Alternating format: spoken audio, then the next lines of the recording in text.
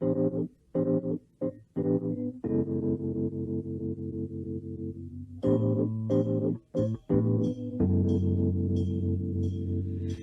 know that it would be untrue.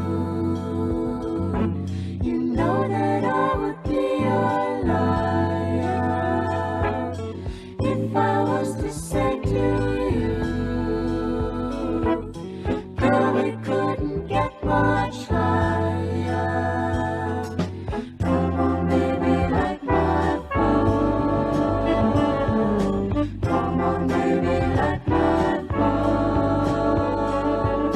Try to set the night on fire. The time to hesitate is through. No time to wallow in the mire.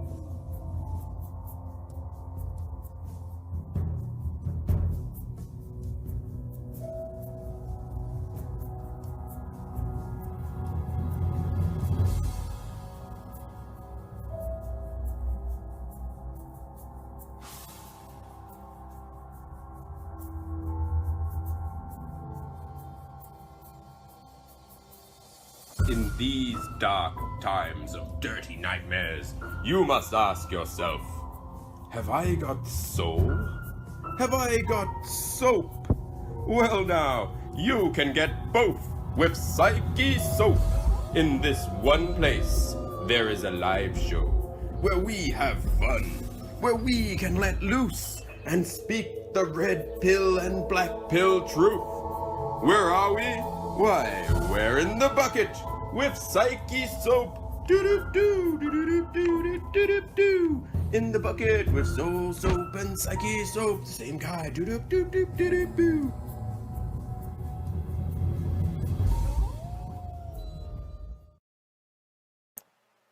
What? What? Too soon? Huh? Oh,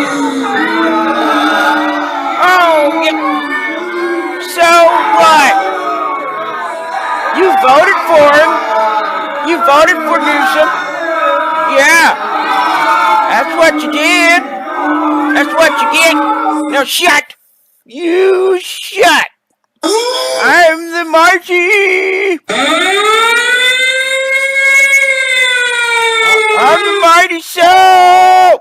Hey, Mighty Soap.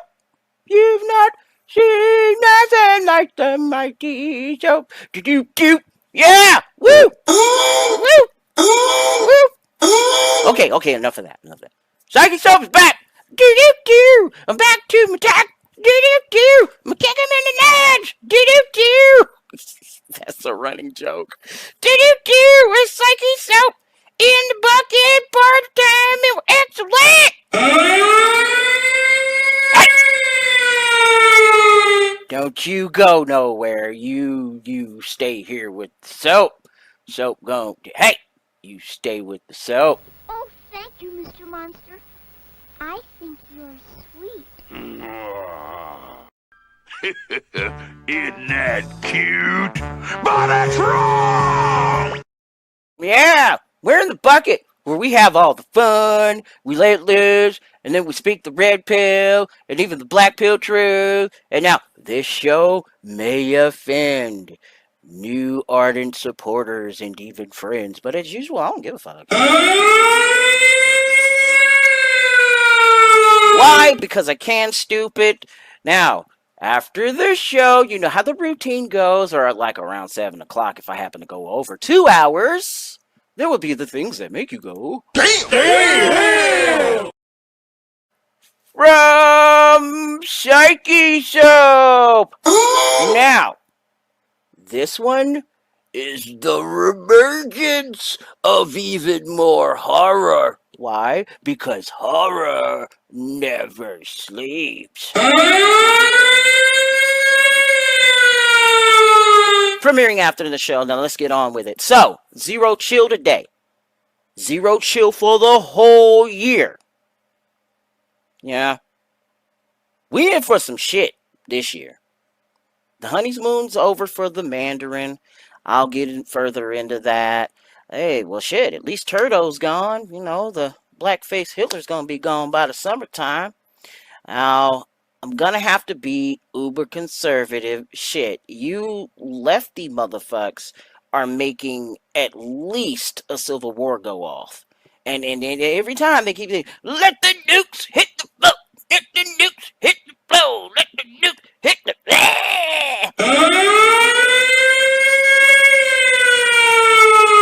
All right, and some big old shout out for the people here in the show. We got here Char and Brandy Trueblood. And, yeah, I know who this guy is.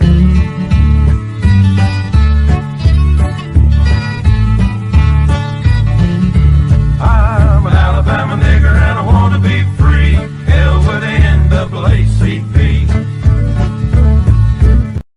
Oh, I let that play a little too long, so that'll get me blocked. There it goes. Alright, now let me get off that crazy shit for a minute and get into some geopolitics.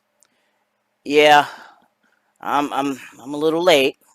There were some topics that I was trying to discuss in the last show, but didn't get to get that out. So I'll get to that too as well. But shit, been a hell of a week, hasn't it? Shit, you see that? See what the fuck's going on?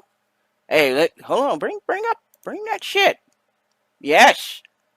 Now, sorry to those that are listening on podcast mode or listening to the replay gang, big up. Now, with that, I do have the Spotify link tacked up to the top of this chat if you're watching on YouTube. This is where, here the YouTubes, it starts off. Now, what you're looking at right now is the Los Angeles metropolitan area. And, there's the Hearst fire there going up further up north at the foothills there. And then further down south, which is getting most of the media attention, and that would be the Palisades fire. And then you got the Eaton fire, which is due northeast of the city. And, thoughts and prayers, hearts out to those that are there, even though this is stupid California.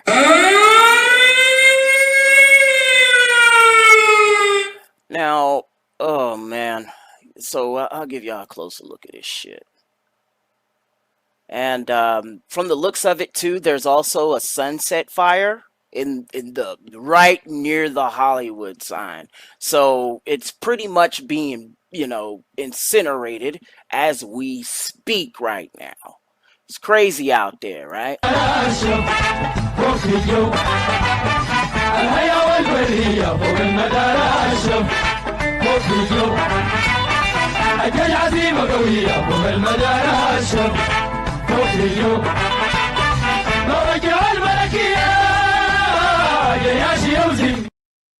Oh shit. Excuse me. Oh no. So, stop trying to make light of the situation. Shit's going on out there, y'all. And, I'm going to give a shout out here to actor Adam Carolla, which is a resident in the area right now. And big shout to him. And I'll go ahead and let you get a taste of what he's going through with it. And he's long been a critic of the governor as well as the mayor. And he's going to enlighten you on a few things. If you haven't been enlightened upon that shit already, here you go. And if you are watching this shit, I'm going to turn up the audio and everything, damn it. But you got a volume. You're going to have to sit by that motherfucker because you know how Soap do it. I do it loud, baby. Yeah. Hey, you shut. You shut. You know you like my intro. You big stupid. Okay. Now, back to the issue of the intro, really. Did you see what I did there? You see what I did there? Fuck. Damn. We could go into probably quadruple entendre with that one, huh? Well, think it the way you want to. Think it the way you want to, but it is what it is. There is a fire going on. And let's see what Adam... I think from a few years back, telling the story of when I attempted to sign up to be a fireman in LA County and was rejected because of the color of my skin, even though I was poor and destitute and played football and had a strong back. Like I was ready to carry someone out of a fire. Then they started doing the rounds of the LA police chief, who's a lady, and it's a first. She's a member of the LGBT plus community, and she needs to be celebrated. Okay, I've been saying it. You can't run things this way. You can give people jobs based on their sexual proclivities and their skin color and their ethnicity as long as the jobs aren't important. They can drive the shuttle at the airport. They can work at the Cinnabon at the airport. They can even do security. They can do almost anything at an airport. But as soon as you get out of the airport and you need real competence, like the lady who is the head of the police, whatever, New Orleans, looks like a white crazy Aunt Esther from Sanford and Son. Like that woman doesn't look competent at anything. And if you notice that the more and more disasters we have, and who's going to take, who's leading the press conference, it's a postmenopausal chick who was LGBT friendly or whatever. And you're like, is this just a coincidence, or do we keep putting these people in this position? And what do you expect? What are we looking for? You people are all sitting around, all you dickheads who live in the Palisades, who voted for Karen Bass and never stop patting yourself on the back because we have the first African-American female as a, right. She's in Africa collecting beads and your fucking house is burning down and you want to know what's going on. You don't know what's going on? You elect incompetent people, you pat yourself in the back, you look at his progress, and then we get fucked. So, again, it could be a vice president. It could be the mayor of Los Angeles. It could be the deputy police inspector of New Orleans. It could be the fire chief of Los Angeles. These are pretty important jobs. And might I add real quick, it could also be the governor of California. Man, it even sounds messed up saying governor of California and putting them all together in a sentence. That's how much of a mockery the leadership has made that place. Chickens are coming home to roost like a motherfucker, baby. Let's get it. Shit. It's pretty highfalutin jobs. And I would not care if every single one of them was manned by a black lesbian. I would not have any problem with that whatsoever, just as long as none of that factored in to them getting the job. But if they got pushed up ahead of other people because of that, and that seems to be what's happening because you guys never stop celebrating that, then no, I do not want that. And I know you're doing it because you celebrate it. You always go, oh, she's the first. What's that have to do with fire safety? Now, I'm late to the party. All right? And I'm still going to give you some of that good old-fashioned old big cow red pill funk, baby! We are in for some shit in this year ahead. This year alone. We are barely 10 days, a week and a half in this motherfucker, and here it goes. A little bit of the shit from last year, though. And let me, put in a quick little aside. Well, I'm going to take a brief side road from what he's talking about. On Hammer Stream a couple of weeks ago, where it's this lesbianish chick, this Dick Van Dyke that makes content that likes to emasculate men, even though she wants to be like them. You know what I'm saying? And she ended up getting emasculated herself. She got in touch with her feminine side during a breakup. Yeah, break up with a toxic ass female. You see that shit? I told y'all so. I predicted this shit. You signed up for this. You would like to take on the role of a man, but when the pressure gets hotter, when it's turned up a little more, all that celebration, first LGBTQ this, first LGBTQ that, kind of falls off, doesn't it? When you are put to the actual test in life. But Psychesoap, he gives off boomer incel vibes. He's a sexist here. Yeah. Soap gives off the vibe. I hate him. He's a stupid doo-doo, cis-het man. He's a dummy. He don't know what to talk about. Okay. Every chick want to play like a man, but none of them want to pay like one. Right? Okay, back to this. But what I said all that shit just to say this and to also piggyback off what Adam Carolla's saying here is that you guys have been doing this shit just to throw it in people's face. You know? We've had at least 30 years of meritocracy in which you could have did this in. Now, mind you, yeah, that community has been harassed here and there in those 30 years, but that didn't stop them from getting in to these high profile jobs, these highfalutin ass jobs and shit. And now you're in one due to affirmative action 2.0, or now we're going to be getting into 3.0 here soon. Look, you bought the ticket. Let's take the ride, lady. Let's go on out real quick. Oh, my bad, ma'am. I'm sorry, sir, or zer. What the fuck? What the fuck does being a lesbian have to do with fire safety? I would argue they know less about fire safety because their hair is so short. The heterosexual women have real long hair. They got to blow out candles. They got to light candles. You know, they got to kindle. They have to light the sterno can when they're having the party, and they got the chafing dish outside. Don't forget the Subaru. They know fire safety. All right. Anyway, so I will continue on. I'm just looking down on some notes. I talked to Dr. Drew. Half this fire was in Pasadena and Altadena.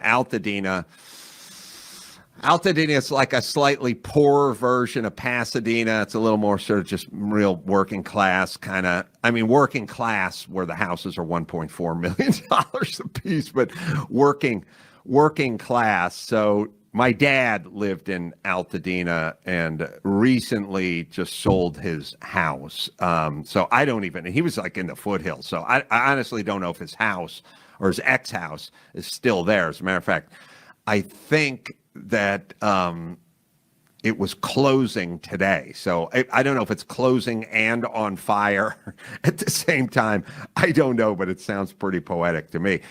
Drew is in Pasadena, but he's in a nicer, plusher part of Pasadena.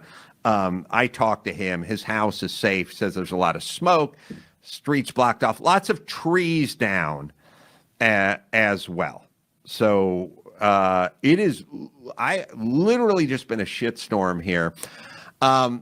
The fire in the Palisades seems to be 0% contained as I speak to you, and the wind is such that it just runs amok and it goes in every direction, and they can't contain it at all. But as we're talking about in yesterday's show, it's 2025. There shouldn't be a fire every time it gets windy. There was a fire, and we were evacuated 3.5 weeks ago. It was not a month.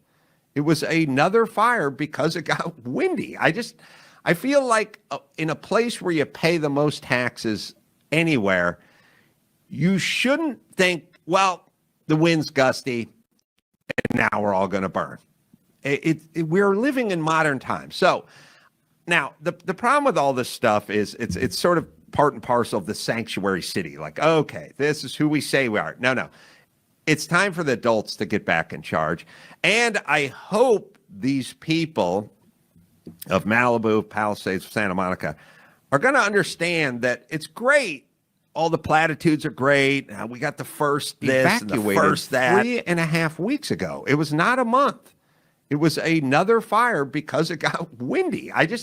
I feel like in a place where you pay the most taxes, you shouldn't anywhere think, well, the wind's gusty, and now we're all going to burn. We're living in modern times. So now Wait a minute. Did I just pull an audio cell just now? Did I? What the fuck?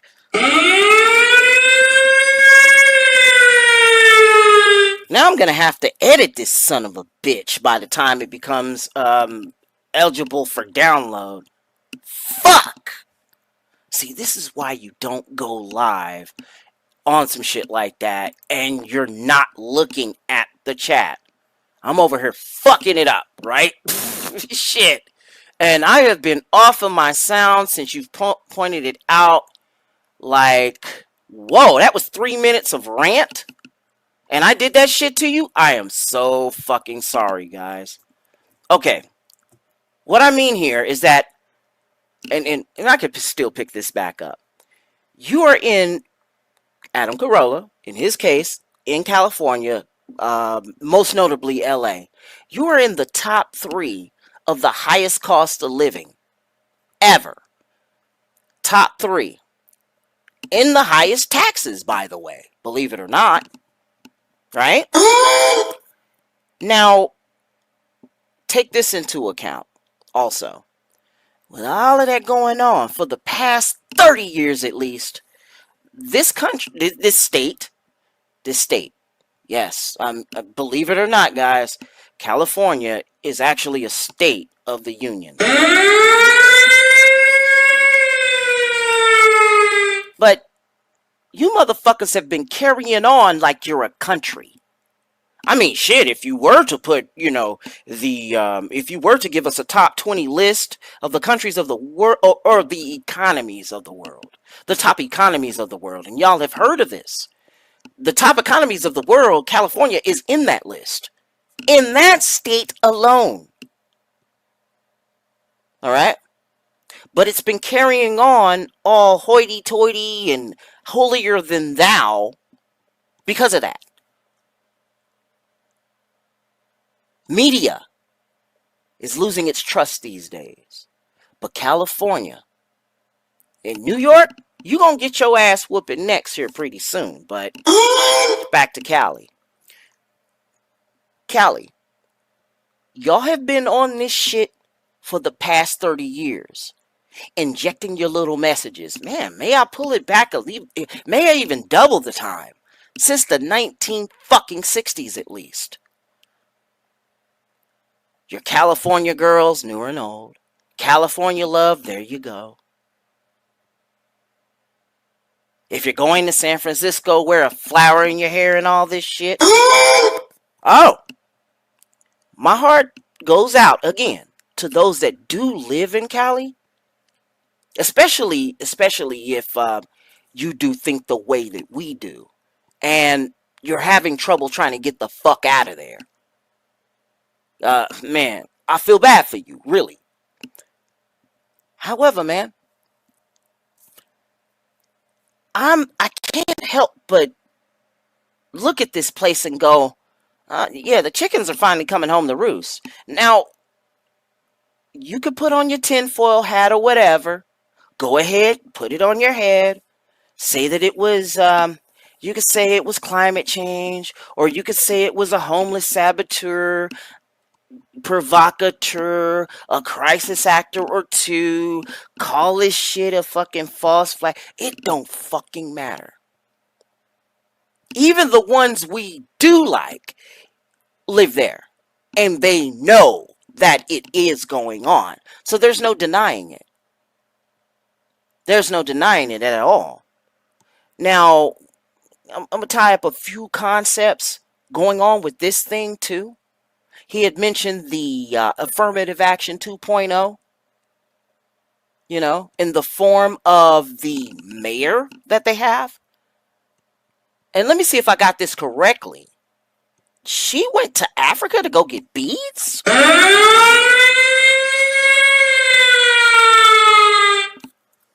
What the fuck? What's really going on over here? Hey, what's happening, Craig? And he say, on the upswing, filming the next season of Fallout will be super easy, just trying to see the positive side of things. Oh, shit. Alright, who else? Yeah, let me get on in this shit. Yeah, I know. I fucked up. Yeah. And Craig goes on to say, maybe BlackRock will buy the whole LA and try to build their version of Cyberpunk's Night City. But check this out. While this crisis is going on over there, and some of you got in here in time enough to see the intro, yeah, there's a lot. I could go triple entendre with it, but I'll just give you some of the some of the reasoning behind it. California's on fire. Shit. And this usually happens in a place like that. I used to live in Colorado. Calirado, I guess. Now, there's a wildfire, of course. Played the song Light My Fire by a Los Angeles-based band called The Doors, right? So I'll say no further. Yeah, you know what I'm saying? That was work. You see what I did there? Yeah. Ah, you shut. Or you might be getting a Waluigi with a fire flower situation going on. Get you, motherfucker. Give me that fire flower. Put the Luigi on you. But no, for real. You're in a city with the highest cost of living. And you're paying a lot of taxes. Shit, it's y'all, New York, Massachusetts, Taxachusetts, as it's called. And Illinois is on its way to doing that. You know what? I don't want to see out of this shit, and it's gonna happen, by the way. We're gonna have a president coming in. He's a felon. I tell you what, though. You better not bar the next person from getting that job from getting that job just because that motherfucker got a felony on their record. Now, I mind, hey, check it out. Violent crime? Yeah, do vet that employee. You know what I'm saying? You know, if it's raw pay and shit like that, and it was really, really going on. You know, the evidence bared it all out. Not this shit that be happening with hashtag Blee Blue, you know, pound me too or whatever the fuck. None of that. You better hire the motherfucker. You know what I'm saying? Because you can let a convicted felon in. You can let a person that had graduated with a 2.0 into Yale into the presidency. So, I don't want to hear your bullshit. And get this, you don't even drug test these motherfuckers. Anyway, I'm really going on a fucking tangent here. But anyway, forgive me for that mute there. I'm being an audio cell. My bad. I'm back. Okay, and he says, Seraphim, what's happening, Seraphim? Big shout to Seraphim anyway. Mel Gibson had his mansions burnt to ashes while recording the last Joe Rogan show? Damn, okay. Alright, okay. Now, Craig Furness, do not confuse the two cities with the rest of New York, Albany and New York City. We could do without those two cesspits. But get this. You're no different from the person that's saying don't confuse three cities. 3 cities for the rest of California. And you all know who they are. LA, San Francisco, and then motherfucking San Diego. You know? Hey, what's happening with you, man? I ain't seen you in a while, brother. All right. What's happening, baby, man? And they say here that the 2028 Olympics are going to be held there? Maybe they're clearing some land. Oh, man. The hits just keep on coming, don't they, Radical Raptor? Don't they? I don't know if it's closing and on fire at the same time. I don't know, but it sounds pretty poetic to me. Drew is in Pasadena, but he's in a nicer, plusher part of Pasadena. I talked to him. His house is safe. Says there's a lot of smoke. Streets blocked off. Lots of trees down. Let me go back a little bit. $1 a piece, but about Let me fire go back. safety because their hair is so Let me go back here. You don't know what's going on? You elect incompetent people, you pat yourself in the back, you look at his progress, and then we get fucked. So, again, it could be a vice president. It could be the mayor of Los Angeles. It could be the deputy police inspector of New Orleans. It could be the fire chief of Los Angeles. It could be the governor of California, too.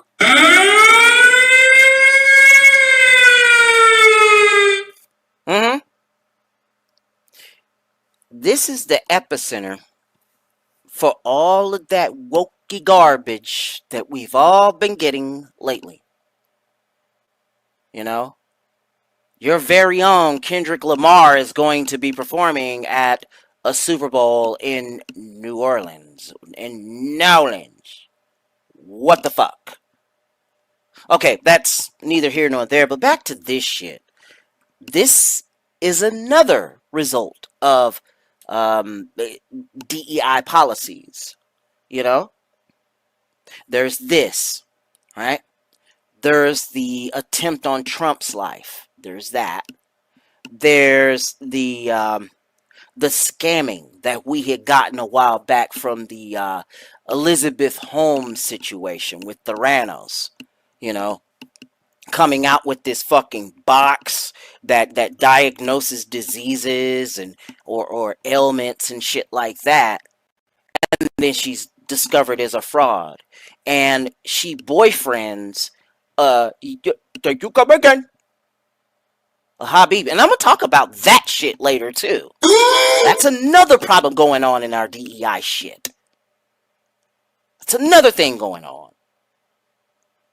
You know, I'm gonna sound bigoted, yeah, and I'm gonna have a rumination talking about that part. But back to this part, the fire. Yeah, they have been putting it in the faces. We've had 30 years in which the LGBTQ community to get into positions like this, but what has been happening? You know? There was, and there is, well, no longer is anymore, but there definitely was more of a meritocracy then compared to now. And you know why? Because you fucks got into the game and messed it all up. Okay, let's keep it going. These are pretty important jobs, pretty highfalutin jobs. And I would not care if every single one of them was manned by a black lesbian. I would not have any problem with that whatsoever. I didn't have a problem with it until they started flopping their dicks around. Oh, let's not forget about the Tiffany Henyard, which is not in that community or whatever. But I don't know. Does she go both ways? But what I really meant to talk about was the mayor, the former Chicago mayor, you know, saying that she had the biggest dick in Chicago, right? And was in charge of a sanctuary city.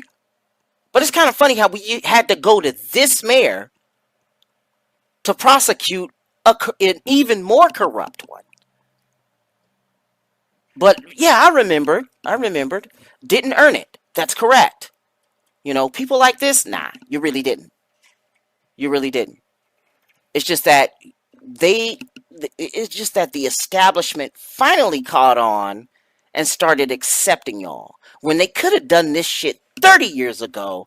And 30 years ago, the laws were still fair. All right? A lot of this shit was, you know, you could chalk it up to not a lot of y'all were interested in this. Same thing with black folks. Not a lot of y'all are interested in tech. But we are. We are. I'm living proof of which. That I'll be talking about in the rumination. Okay. I'm taking all sorts of side roads. Let's get it. Just as long as none of that factored in to them getting the job. But if they got pushed up ahead of other people because of that, and that seems to be what's happening because you guys never stop celebrating that, then no, I do not want that. And I know you're doing it because you celebrate it. You always go, oh, she's the first. What's that have to do with fire safety? Shit. What the fuck does being a lesbian have to do with fire safety? I would argue they know less about fire safety because their hair is so short. The heterosexual women who have real long hair, they got to blow out candles, they got to light candles, you know, they got to kindle.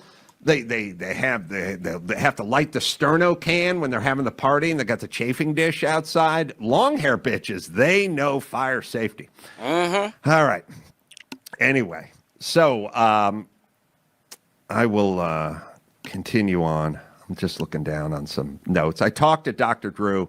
Half this fire was in Pasadena and Altadena. Altadena, Altadena is like a slightly poorer version of Pasadena. It's a little more sort of just real working class kind of. I mean, working class where the houses are $1.4 million a piece, but working class. So my dad lived in Altadena and recently just sold his house. So I don't even. He was like in the foothills. So I honestly don't know if his house or his ex-house is still there. As a matter of fact, I think that it was closing today. So I don't know if it's closing and on fire at the same time.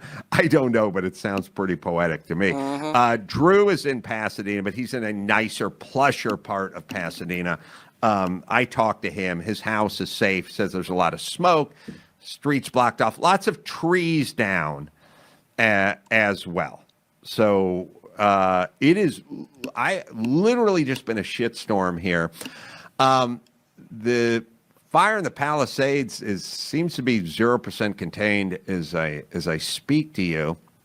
They're finally getting people on it as I'm speaking. Such that it just runs amok and it goes in every direction and they can't contain it at all. But as we're talking about in yesterday's show, it's 2025.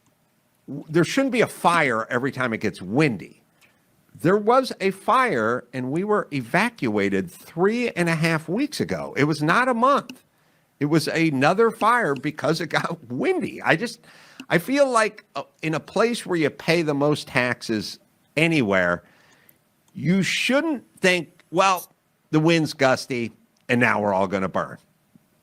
We're living in modern times. So now the problem with all this stuff is it's sort of part and parcel of the sanctuary city. Like, okay, this is who we say we are. No.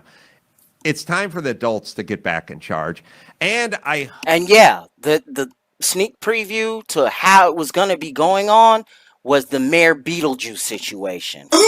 Keep it going.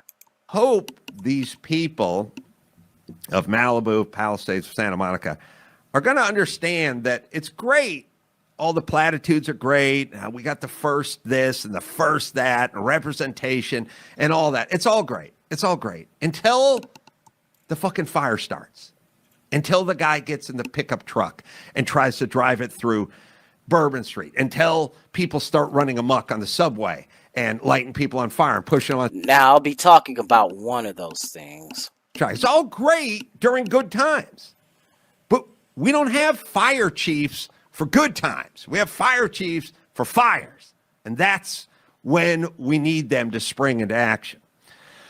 All right, let's see. I wrote down, thank God we got, I turned on the TV, I saw Gavin Newsom and Biden have come together, so we're good now. We're out of the woods. I don't even know if Biden knows where he is. I think. Wait a minute. You ain't out of the woods yet, because you're talking about two highly incompetent motherfucking people. And these are middle-aged older white men. Does that make any sense to you? There's incompetence throughout everyone on that side, no matter who or what their identity makeup is. Because that's all this shit is, identity makeup. He thinks he's in New Orleans talking to victims. I am out. I'm going to go to Vegas from here and do some shows over at Kimmel's place. I do also want to say another thing. Now, so what's going to happen is now all the politicians like Gavin Newsom are going to start in on the climate change and the global warming and all the other shit. Now, it would have been nice if the seas had risen enough to put out all the fucking fires of all the houses, because you wouldn't maintain and manage the brush in the forest or the water pressure or anything else. But that would have been great. That didn't happen. He's going to start in on climate change. Okay, here's what I have to say about it, and I'm going to try to be philosophical about it. Before you do, though, Adam, let me be philosophical about it. Because, see, at first, we, the country was being sold earth rot. And as an effect, then President Nixon created the EPA. The EPA. He created the EPA for that, right? And then the fucking eco teriyakyists, or whatever y'all want to call that, they infiltrated that shit. They had a good 50 years to get into this shit. A lot of them did come from Commiefornia. You know? And as it turns out, they're trying to save some rare bug or rare fish, a smelt of some type from out of there. And this is the only place in which it can have its habitat. Please let me know what's going on with that, because I'm kind of confused. So that's a good excuse to not maintain the forests. That's a good excuse to do that. And don't get, come on, let's not forget, California, you do imprison a lot of people. One of them that took place in that is currently in office as of this recording. As a prosecutor. She's working together with whatever magistrate, whatever judge, to get their probation going on and whatnot. And when you're on probation, this is one of the things you do. You know, you clean up the roads, you clean up forests, dry brush and all of this, I've seen some of you sweep it. I've seen some of you pick up garbage. What's going on there? And why can't y'all get them to pick up this shit in San Francisco? You're even giving them lush California lifestyles? See, this is that bullshit. Keep it going, man. I will grant you this, Gavin Newsom. Let's just go hypothetically. 100% of these fires are caused by climate change. 100%. That's the whole reason why. Let's just say that's what we're it dealing is. with this. 100%. Okay. What are we going to do about it? Okay, that's the problem. But now what's the plan? You want to get the guy in Santa Monica to drive a Nissan Leaf instead of a Ford Explorer. That's fine, but China's building another coal-powered plant.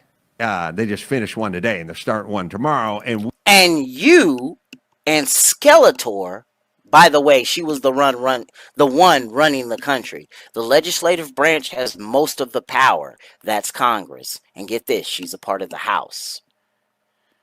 Sometimes she is the majority leader. Guess where she's from? And speaking of China, guess where she went? Oh, Newsom. Don't you be going to China too?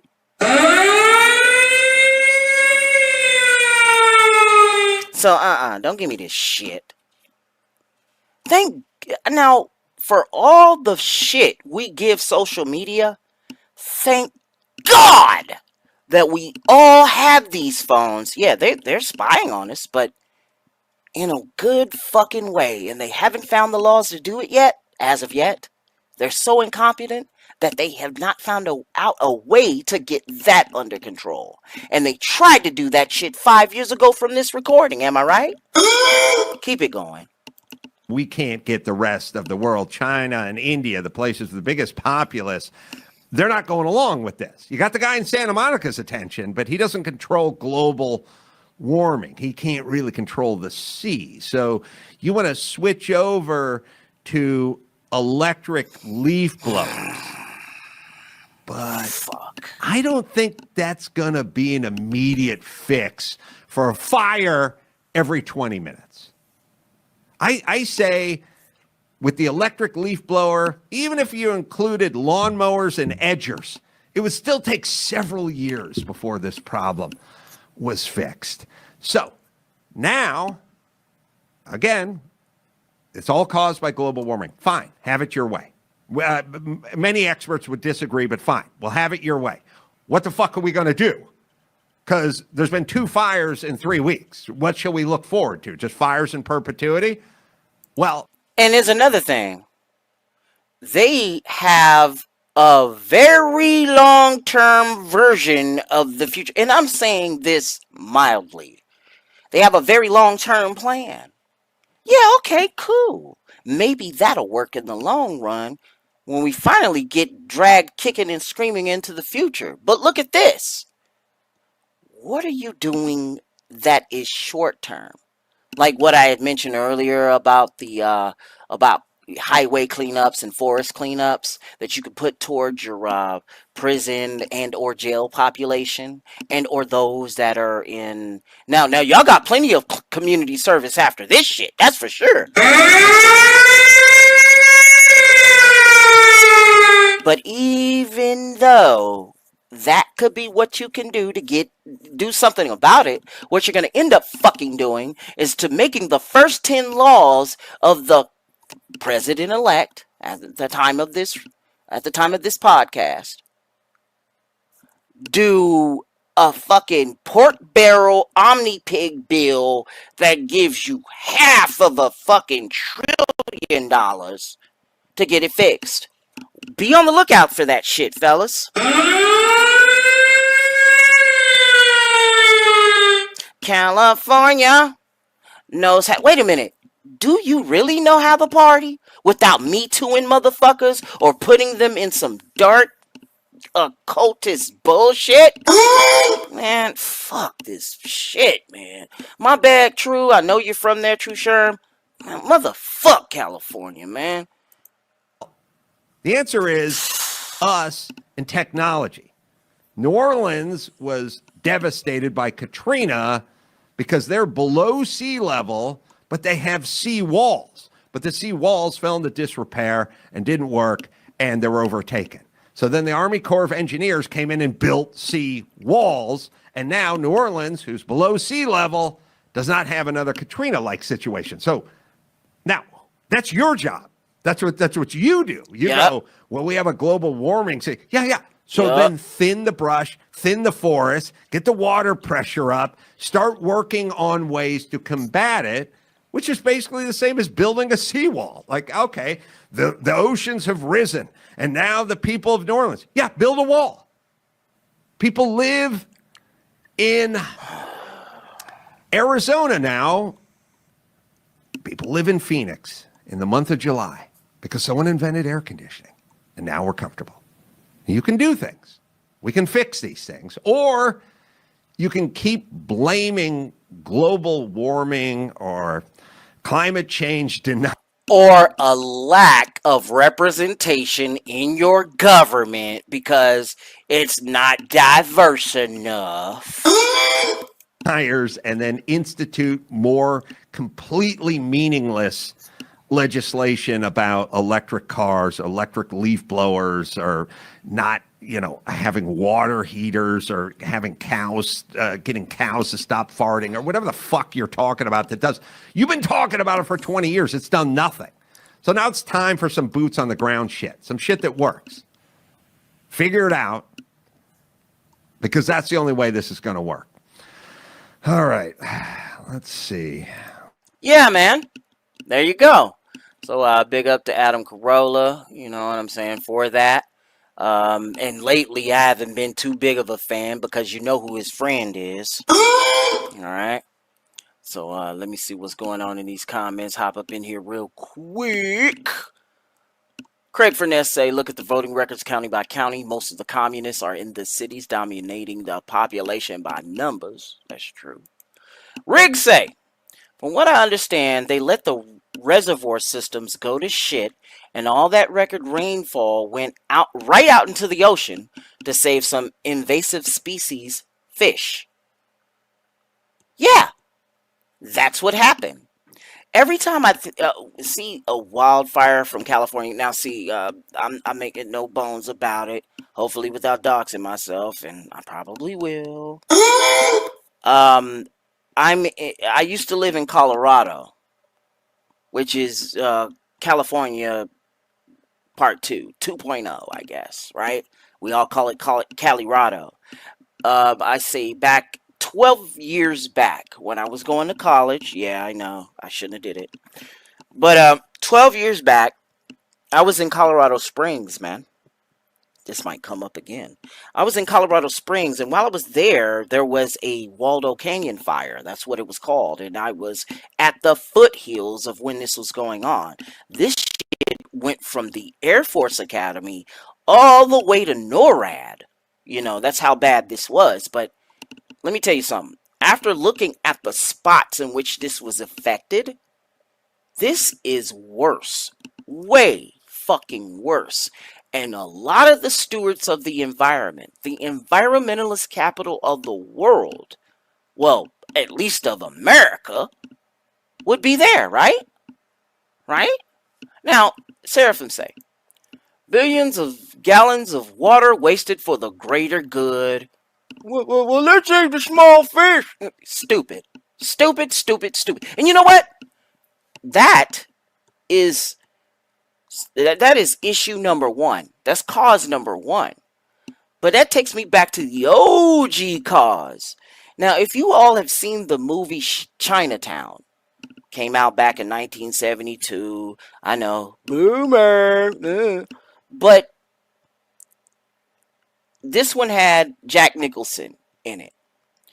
And it talked about the California water wars of the early 20th century, late 19th century, early 20th century, right? And this was how California had gotten its water. Because, yes, you have heard it, they're not getting any water into the fire hydrants, and it's not spreading everything. Some of them are completely the fuck off, right? Now, this was an issue that, you know, this is an effect from a cause long time ago. And between then and now, you know, Californians, dare I call them that, were trying to, you know, divert some water into where that is. Now, also, keep in mind, too, this is a valley. Los Angeles is a valley area. You've seen the map, right? And then there's another valley that is dead center. You know, this, I think this is where Death Valley is. And in those water wars, they did not want the water to go there, I think. And then this man-made lake, Mono Lake, you know, didn't work right. And, you know, add on top of the invasive species, fish, all of that bullshit, and steady wagging their finger at everybody that in California to get their environment right. I'm correct so far?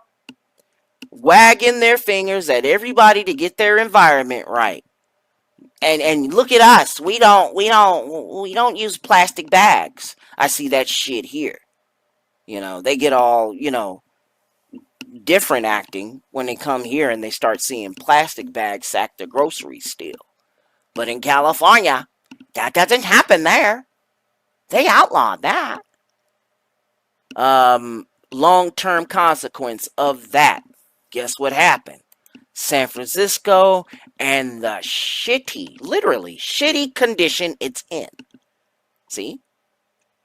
Okay, you got wars over water. Big ass politics going on behind that. Okay. The effect? Wildfire after wildfire after wildfire. Anytime between... shit! I mean, you might as well say all year round at this point. Because it's January. Usually that would happen in the summertime.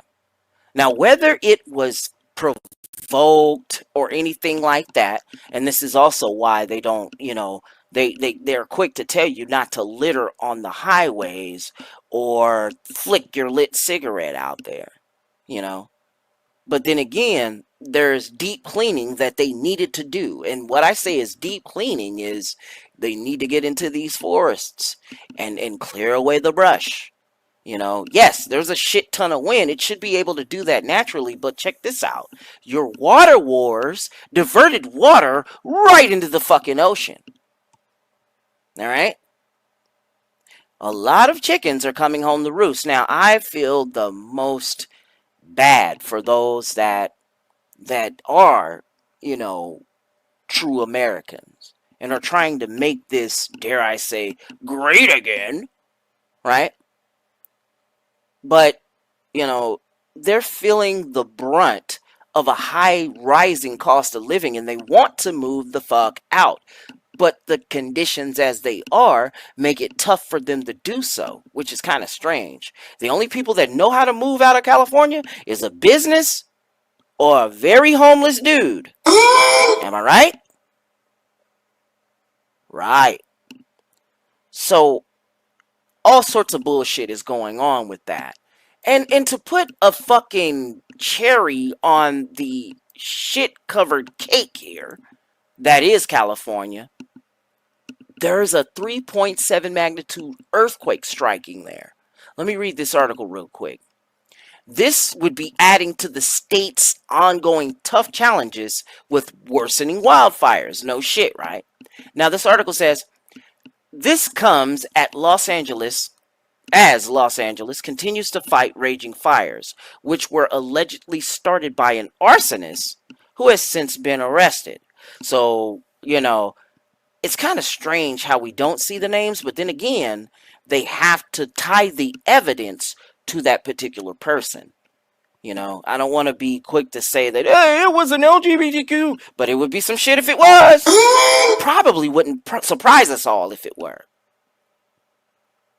Because this is how California be operating. But then again, wait and see when it comes to uncovering or unmasking who the fuck the arsonist was. Because according to this, it's saying that it is an arsonist fire. But this is how it gets worse. Mail Online reports that the tremor was detected near the San Francisco Bay Area at 7:02 a.m. Pacific time, with its epicenter approximately 5 miles southeast of the Golden Gate Bridge and 2 miles west of the Great Highway. The quake was followed by a 2.2 magnitude aftershock 4 minutes later and a 2.5 tremor 6 minutes after the initial hit. Now, the U.S. Geological Survey reported that there's more than 5,000 people in the area that felt the shake, and the number of reports continue to grow. The seismic activity occurred about 350 miles away from the L.A. area, where wildfires have caused widespread destruction. I ordered city government into action immediately this morning, and our first responders have been out across the city ensuring the safety of our residents. We have also been sharing information, giving people the tools to protect themselves and their families in an event like this. Mayor Daniel Lurie commented on the situation. Despite the tremors, no injuries or damage have been reported from Friday's earthquake. So there was an earthquake during the time.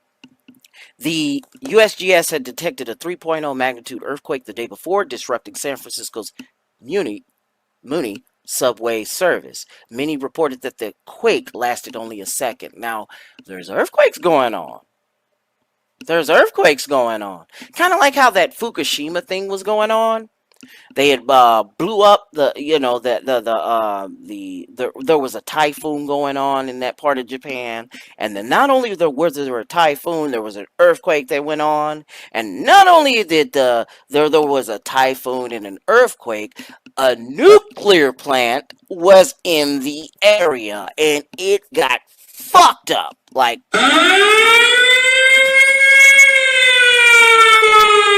yeah, California, I think this is your Fukushima. Learning anything yet? Shit. And now you got earthquakes, right? See how you doing this shit? Let me get that motherfucking graphic up there so you can see this shit. My bad, y'all, but that's what it is. Now, currently, and as I've been following this story, there's been the death toll at the time of this recording is 10 people. 10 people have died so far. Many's injured, and many have been wounded and stuff like that. So, yeah, man, this has been going on, and in the area, it's been a motherfucker. You know, I'm starting to notice that my internet is improving because of this shit. Nah, I'm just kidding, man. But yeah, man, there is, just a shit-covered Sunday. Now, there are going to be some more here going on, but I'll go ahead and play that real quick. And I'll break it out. This is kind of crazy here. Let me get the shit pulled up here for y'all. There we go. And then they call this one the Kenneth Fire. This is some footage from this. And what I'm seeing here is that, damn, there's like a wall of hills there in LA. And there's, there's planes flying around this thing. I'm seeing wind going crazy. Not my man Red Pill in the wind, and big up, you're in the y'all out there. What's up? And it's crazy as fuck out there. So, California, do you really know how to party? Now, let me get out of that because we've been talking about that for the past hour or so. But we're still sticking to this shit. We're still over here in this shit-covered Sunday that we all call California. Motherfucker, do you really know how to party? Do you really know how to party? And, okay, let me give you some of that old booger nose MGTOW funk, baby. All right. Former employee sues USC, the University of Southern California, for allegedly letting Mike Bond harass her, then firing her. So this guy resigned in 2023 after the LA Lies, the Times, asked him and USC about internal criticism of his management of the athletic department. All right. Now, a high-ranking former official in USC's athletic department filed a lawsuit alleging that USC allowed former athletic director Mike Bond to racially harass and discriminate against her, then fired her after she voiced concerns about Bond's conduct. Joyce Bell Limbrick was the highest ranking female and black official at USC's athletic administration, as well as the only black female administrator on the... Do you see this shit here? Do you see a fucking pattern here? I'm reading a story from where? The Los Angeles Times. Am I?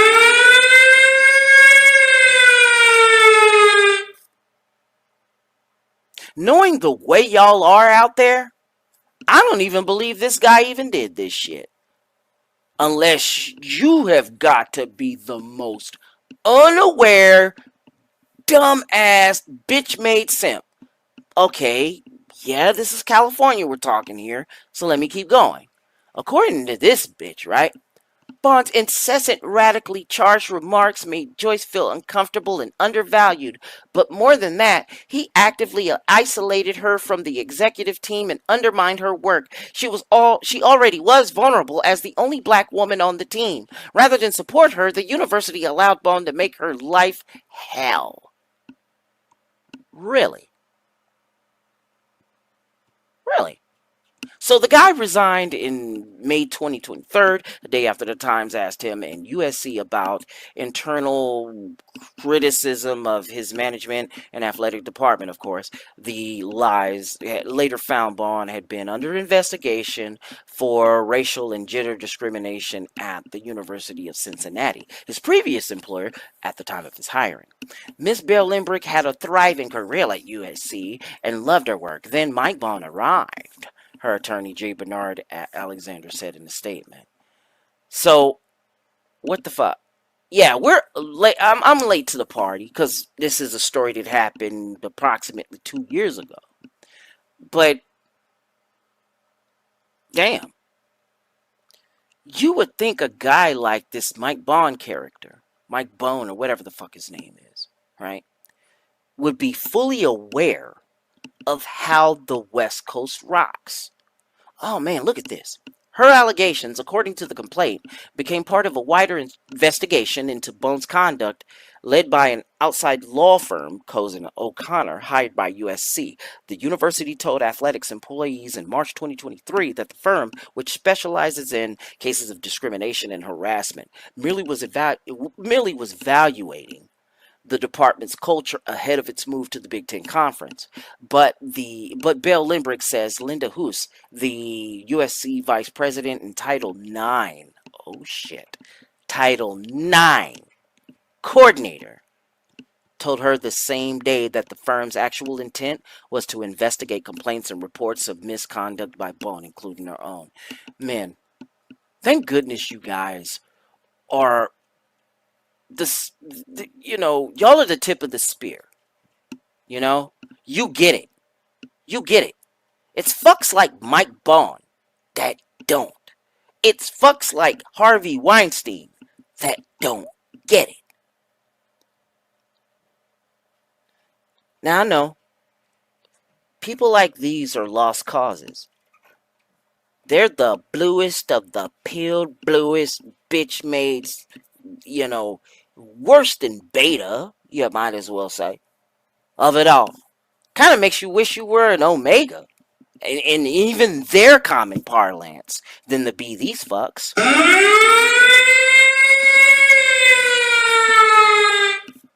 Right? Right. Burn, baby, burn.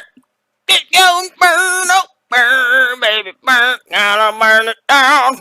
Fire! Dude, let me shut up. Oh, damn. All right, we're going to move on to another thing that, oh, man, this is crazy. So, if you didn't have on a tinfoil hat before, be prepared to wear one now. Because guess who left the planet? 100-year-old Jimmy Carter. The first president in my entire lifetime, when I was born, I know, in the ancient turn of the century, back in 1980, Carter was still the president. I think Operation Eagle Claw was going on. He had to, it's kind of funny how back then when he was operating, and there was that situation in 79 with 1979 in Iran with the Shah of Iran. And, and it kind of reminds me of the situation that Putin is currently going through with Bashar al-Assad from Syria. Right? It's kind of like this, and this is how I said it in the last show. Hey, man. My country's going haywire. It's fucked up, man. These people is acting up, man. I can't get them to quiet the fuck down. Too many people coming to the border, just wrecking shit. And, can I crash out on your couch real quick? Now, when I say crash out, I don't mean that fucking, weak-ass Zoomer fucking speak. I mean the crash out that we have all been aware to know. Like, I crash out on your couch, man. This bitch is going stupid, man. She was tripping, throwing dishes and shit. I just kick it with you, Tony, for a minute. You know what I'm saying? Can I crash out? That's what the fuck happened with the Shah of Iran to Jimmy Carter, with Bashar al-Assad to Putin. But I digress. Now, from Carter's funeral, an American snapshot. A singular image, 5 presidents, 379 years of total combined history. 379. You damn right it's 379. Look at this shit. Look at this shit. Ooh, this. Ooh. There is so much going on in this photo. If you're a tinfoil hat dude, you're like, yeah, I told you motherfuckers they was working together. Looks like a fucking cast of a a crazy fucking soap opera American telenovela right here. This picture paints 1,000 fucking words. Sorry, you guys over there in Spotify land, or if you're on podcast mode, come on back on over here on the replay and you'll get to see it. We'll even timestamp. Nah, I don't know. Somebody could timestamp it for you. We're at 1:18:50. So hour 1, 18-minute, 50-second. Got it. All right. Back to this. Look at this shit. Look at this motherfucker right here. Look at it. Look. This first one, right? And I'm going to go from left to right. Check this shit out. So from the left, I'm seeing here in my purview, in my immediate view, it's fucking Al Gore, Captain Man Bear Pig, Captain Inconvenient Truth, controversial election back in 2000, right? You know, I'm super thorough, you guys, about Man Bear Pig. That fucker, right? Below him is his old boss, Slick Willie. Go a little further to the left. Up top, Mike backstabbing motherfucking Pence.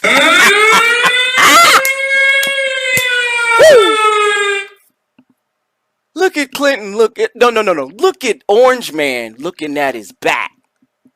Yeah, motherfucker. Yeah.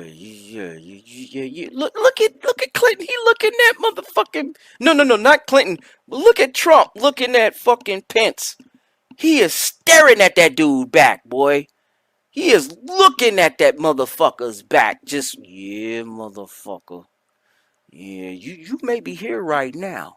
We looking all good for the cameras, but here, yeah, motherfucker, you better when this shit is over, you better get the fuck out this building. You know, look at Pence, man. Well, they're all behind me. No, dude, yeah, they're behind you, but the past ain't. Shit. Now he's looking at your fucking back.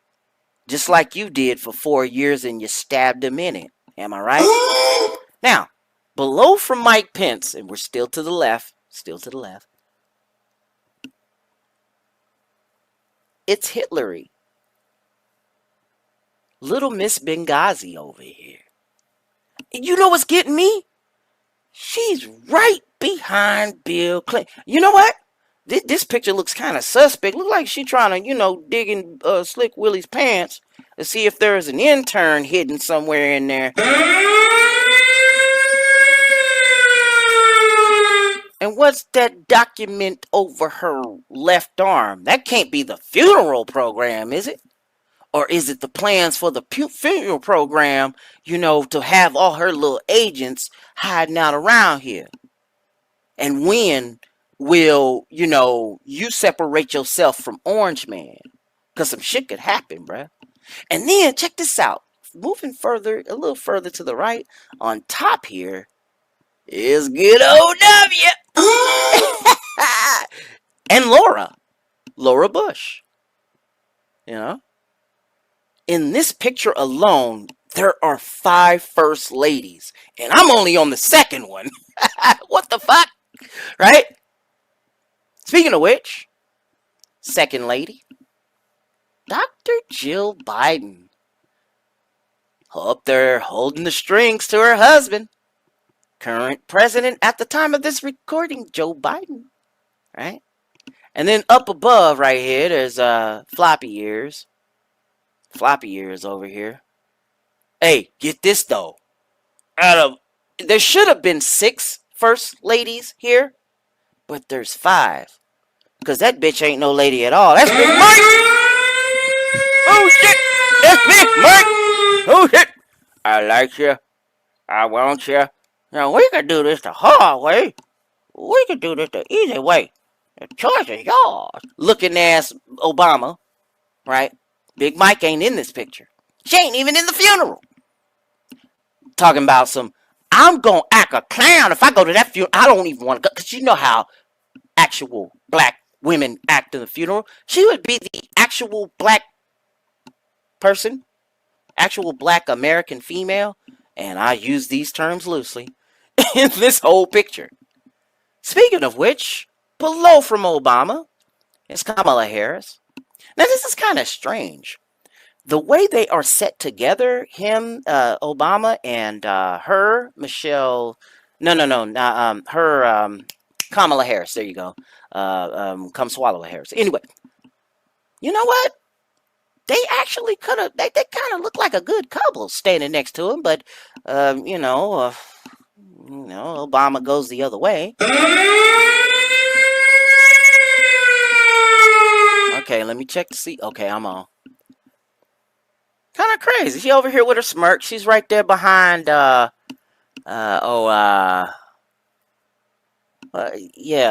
Biden. She's right behind Jill Biden. Let's move a little further to the right. You know it's Orange Man up top, baby, with the blue pen and shit.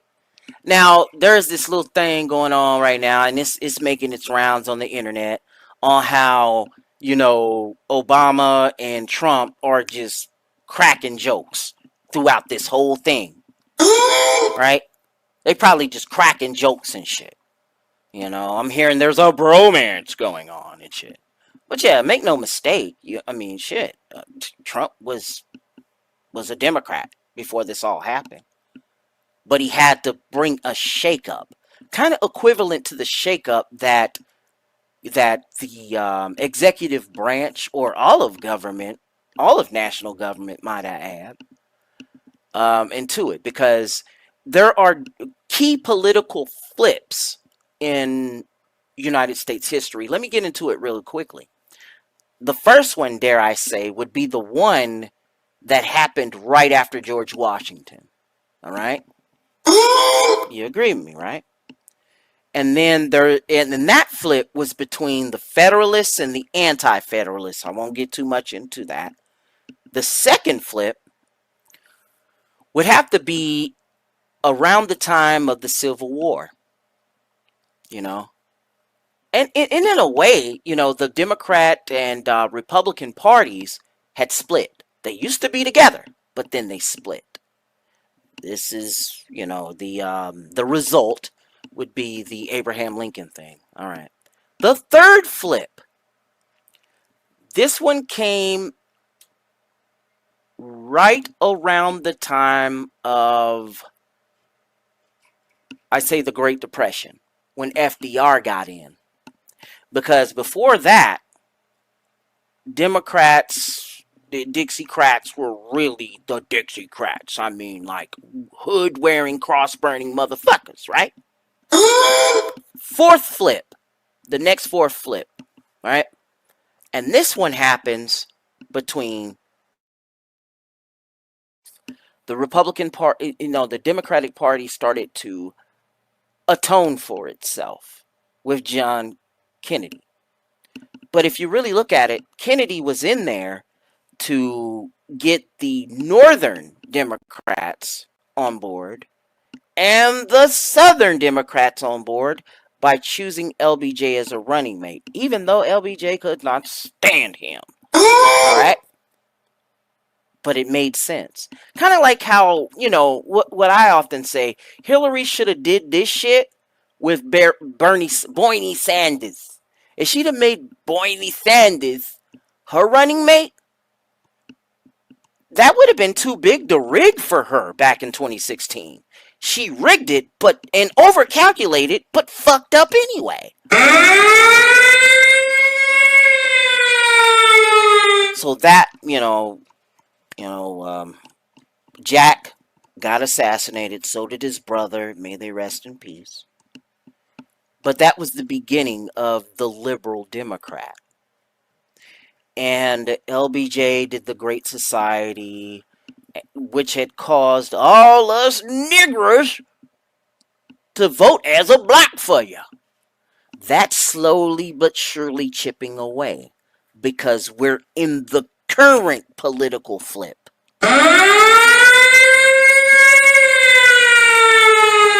Don't try to sugarcoat this, because you probably eat it too, you fat motherfuckers. But anyway, yeah. Trump shook up a lot of things. I mean, because for the longest time, I've been the product of the liberal Democrat family. By default, because I'm black behind this mask. And oh boy, look what got us to do that. Good old LBJ, huh? And when that happened, the Dixiecrat was dying. The Dixiecrat ended up becoming Bill Clinton. The Republican started to espouse the traditional Southern values, right? Now, and I got a lot of libertarian and right-wingers in my audience. Calm the fuck down. The Southern strategy was real, though. Come on. Look no further than W right there. Oh, back to my picture, though. We move a little further to the right. And this is to the extreme right. No pun intended. We got, Handmaid's Tale. Melania about ready to... She's looking at Trump's back. You know what I'm saying?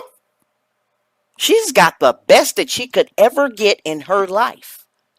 A history-making president. Pulling off a Grover Cleveland-like victory. And she's staring at his back pocket. Trying to see where that wallet is, huh? And below. Trad Cuck. You ain't nowhere near as weak as this simp motherfucker Doug Emhoff. Well, I will give him this. He likes to slap the hoes. Alright, so that's what that shit was. Let me get that out of here. That was just crazy looking at that, bud. That was crazy looking at that. Okay, let me get on into this next one right here. I don't know y'all going away. What the fuck? What the hell do you mean? Man, fuck that, man.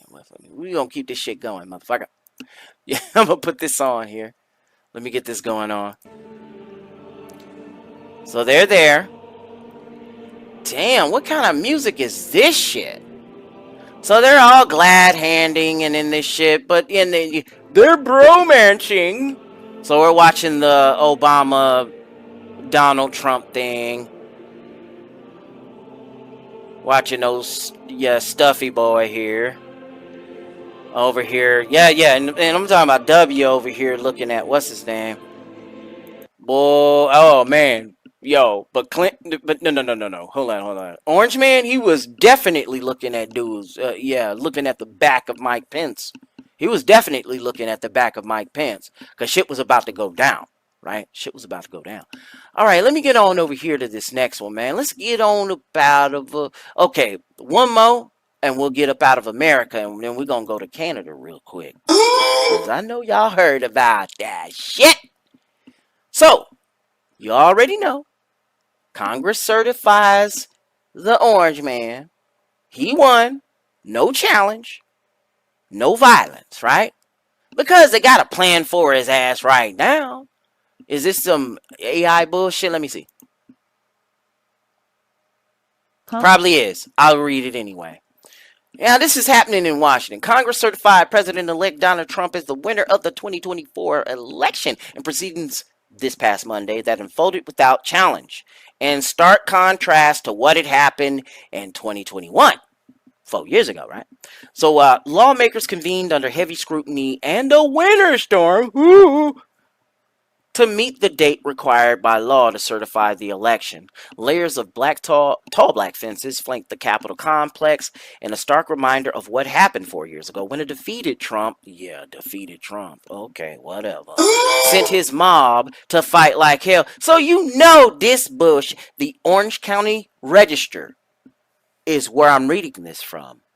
Take it with a grain of salt. When a defeated Trump sent his mob to fight like hell in what became the most gruesome attack on the seat of American democracy in 200 years. The whole process this time concluded swiftly and without unrest. One by one, a tally of the electoral votes from each state was read aloud to polite applause in the House. No one objected, and the results were certified.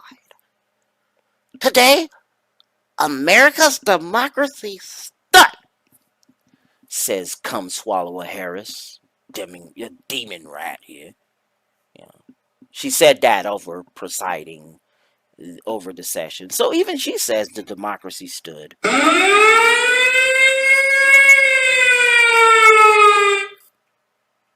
But Trump's legacy from 2021 leaves an extraordinary fact, they say. The candidate who tried to overturn the previous election won this time and is legitimately returning to the White House, his inauguration, in 2 weeks. While Monday's outcome revived a U.S. tradition that launches the peaceful transfer of presidential power, what's unclear is if January 6, 2021 was the anomaly, or if this year's calm becomes the outlier. Okay, you may be saying that, but what if something happened in Washington on that day? See, y'all gotta watch this fucking inauguration. And there's another thing too that I would like to point out. I'm a black American, right, behind this mask, but dig this. Just come on a journey with me. Washington, D.C. has the highest black population per capita of almost every major city in America. I could be exaggerating, but it's kind of like that. You know, if one fucking riot goes on between today and the 21st, or if there's a fourth fucking attempt on Orange Man's life, we gonna know what this is. Okay, that's it. Now let's get the fuck out of there. Ugh, politics. And I'm an hour and 30 fucking minutes into this shit. We didn't start the fire, and it was always burning since the world returned to the fire. You shut!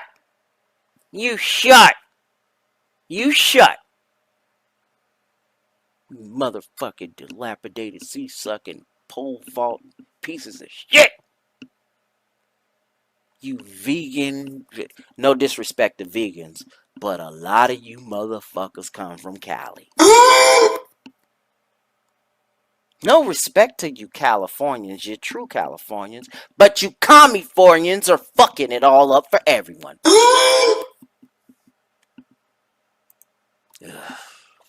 Some of them say they all hated Camel Toe and that secret talk between Orange Man and Obama. Yeah. If you could read their lips, it'll come out. They'll come out. Craig Furness says, and Seraphim says, the roof is on fire. We don't need no water. Let the motherfucker burn. Burn, motherfucker. Burn.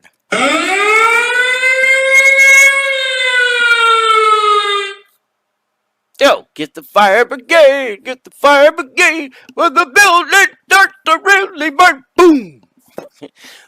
Last time you checked, America's not a democracy. Okay.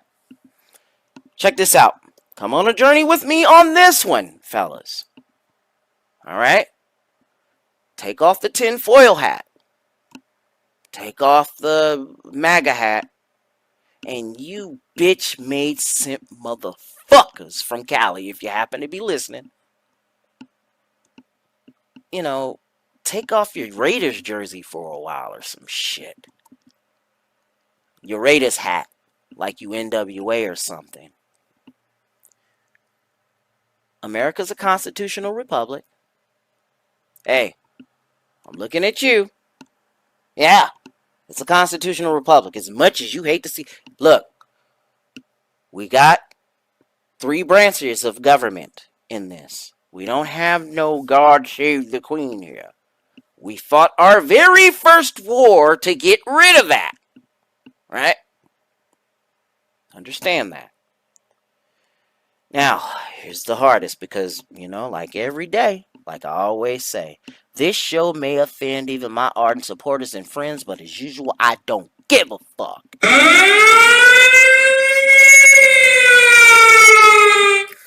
This is supposed to be a representative democracy, too. A democracy representative of you. You. We who? We the people. Isn't that the first 3 words in that document? Hello? And we had 27 amendments to this day to expand the definition? And let me see if I got this straight. Another reason as to why the very first war of this country was ever fought, right, is because they couldn't get representation even though they were taxed. Am I right? Am I right so far? Okay, thank you. And here's another one. This is a capitalist society.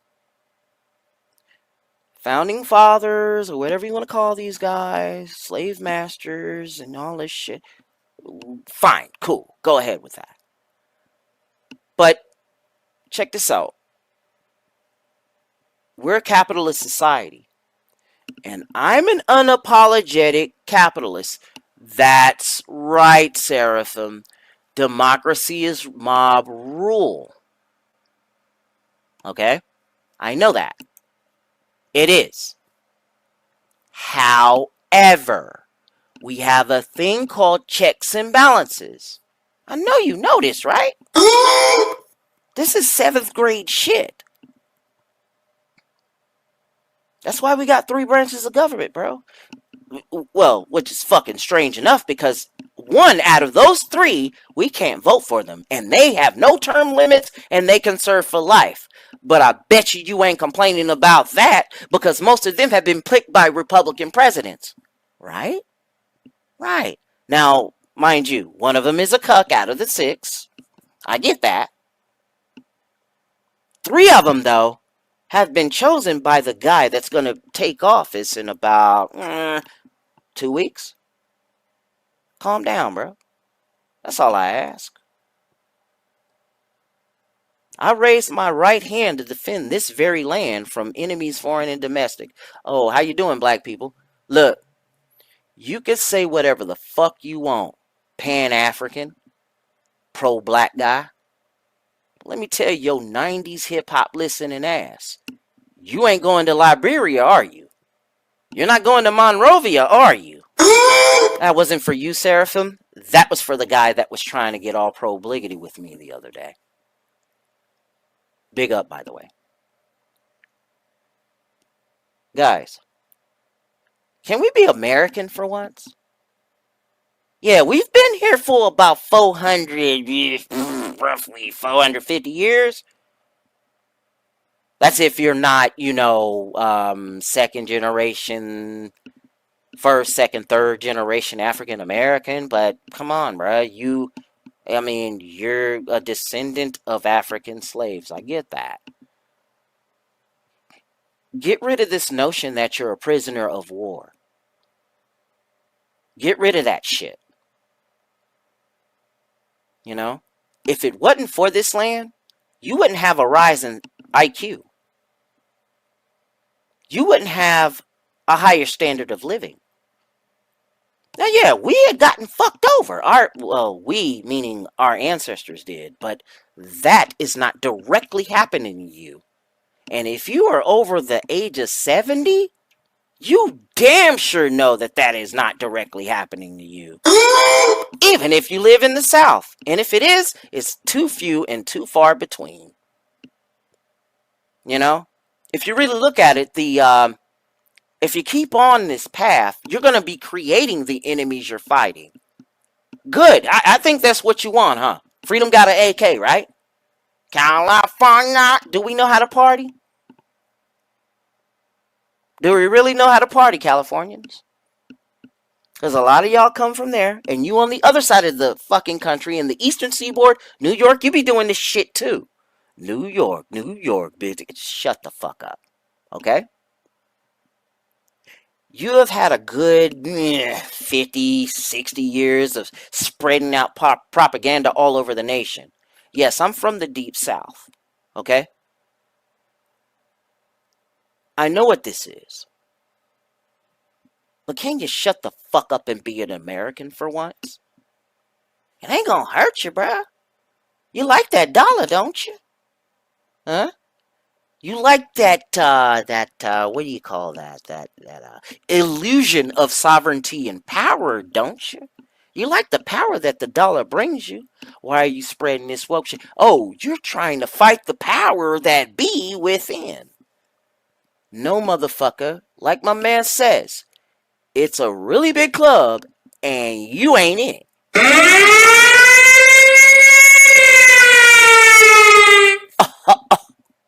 It's a hard knock life, ain't it?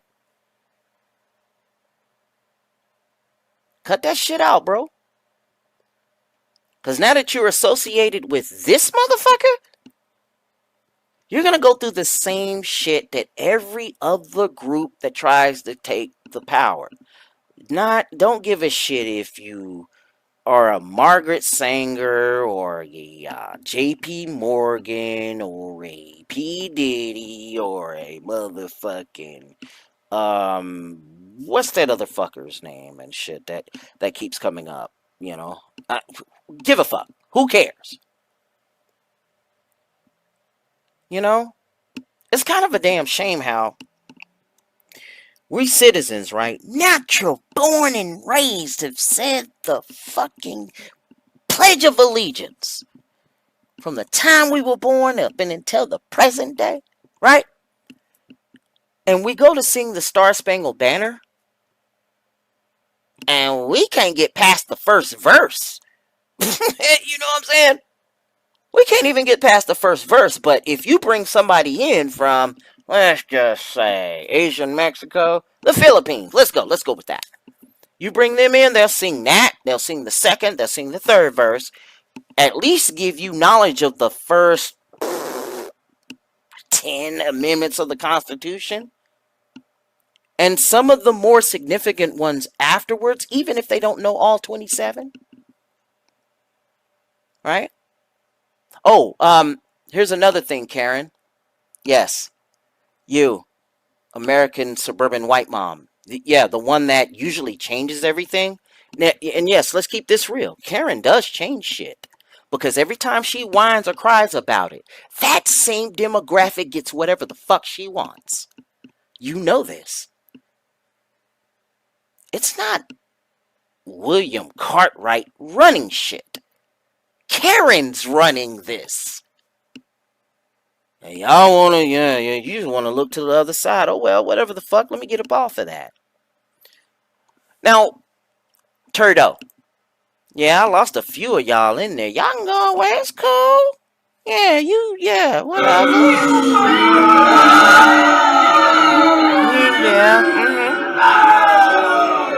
Oh. I got other live streams to watch. Shut. You shut. You know so do what he won't. Yeah, I do what he won't. You shut. Okay, now let's go to Canada. I'm off that. Now, Canada's Trudeau announced his resignation. Y'all already know what this is. You already know what this is. Aren't you glad that you don't have a government like that? And this is definitely party politics. You think our shit is crazy. Theirs is bad. Theirs is the worst. The only time that we experience the same thing that they're experiencing over there in Canada is if you look at Supreme Court.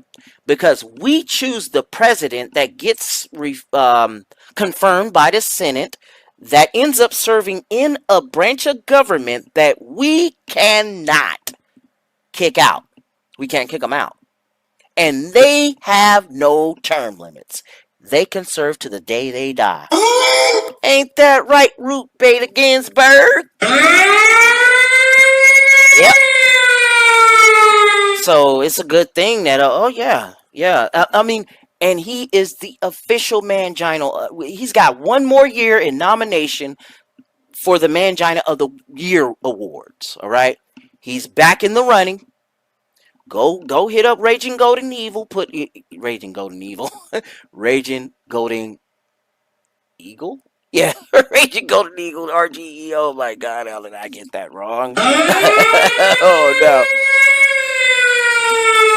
But check this out.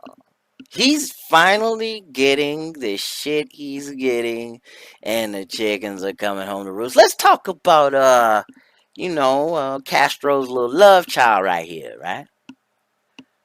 So this is what happens when you let just any old motherfucker in there. Not even based on merit, but based on connection and nepotism. Now, some of y'all, OGs, y'all heard of Pierre Trudeau, right? Right? Motherfucker got cucked by a dictator from Cuba. Are you serious? My bad, Fast Dak. One Fast Dak, big up. Salute to you, bro. I'm sorry, but this is what happens. Okay, let me keep this going, man. Parliament has been paralyzed for months after what has been the longest session of a minority parliament in Canadian history. That's why this morning I advised the Governor General that we need a new session of Parliament. She has granted this request, and the House will now be March 24th. I intend to resign as party leader, as Prime Minister, after the party selects its next leader through a robust Parliament has been paralyzed for months after what has been the longest session of a minority parliament in Canadian history. That's why this morning I advised the Governor General that we need a new session of Parliament. She has granted this request, and the House will now be prorogued until March 24th. I intend to resign as party leader, as Prime Minister, after the party selects its next leader through a robust, nationwide, competitive process. Last night I asked the President of the Liberal Party to begin that process. This country deserves a real choice in the next election, and it has become clear to me that if I'm having to fight internal battles, I cannot be the best option in that election. As you all know, I am a fighter, and I am not someone who backs away from a fight, particularly when a fight is as important as this one is. But I have always been driven by my love for Canada, by my desire to serve Canadians, and by what is in the best interest of Canadians. And Canadians deserve a real choice in the next election. And it has become obvious to me with the internal battles that I cannot be the one to carry the Liberal standard into the next election. You damn right. And you know who's gonna they're gonna outsource this shit. They're gonna outsource this shit to a Karen. Let me go on into this damn let me go on into the comments. What up, Dave Smith? What's happening? I'm watching all that shit show from the Swiss Alps, aka the Devil's Pit. What you mean by that? Let me see. Swiss Alps. Crisis. What's going on there, buddy? What the fuck is going on in the Swiss Alps? Swiss beats. I don't see anything. I don't see anything, Seraphim. What the fuck is going on? Is it? And he goes on to say, the next WEF rendezvous is in Davos. And, oh, gosh. Ugh. Don't fucking remind me of Mr. Speedo Lederhosen. Hey, True Sherm, if you're listening If you think that Mike Tyson's man ass is horrible, let me put another image in your head. Imagine, oh, who the fuck is that guy? WEF, on Nothing Be Happy, Klaus Schwab and all of that shit.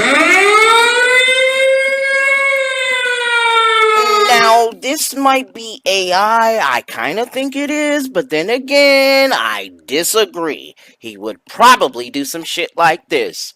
That motherfucker Klaus Schwab would probably put on that lederhosen, and you know that German overalls and the German farmer uniform, beer drinker shit.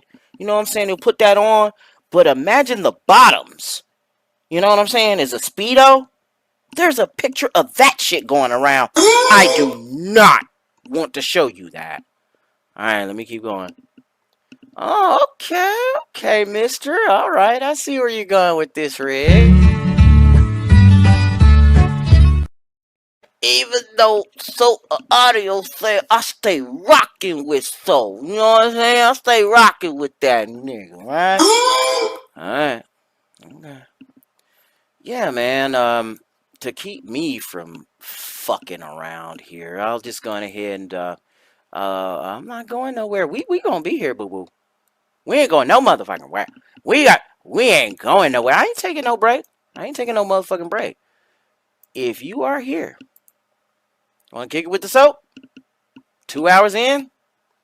Go ahead. Link to the show. Well, until then, we're gonna keep my audio cell having ass. They're gonna keep doing this damn thing. I'm having a bath beer or a beer bath. Let me say something here. I don't want to know what the fuck's going on there when, like, I don't want to know. Hey, there you are. I don't want to know. Oh, this motherfucker! Oh, no!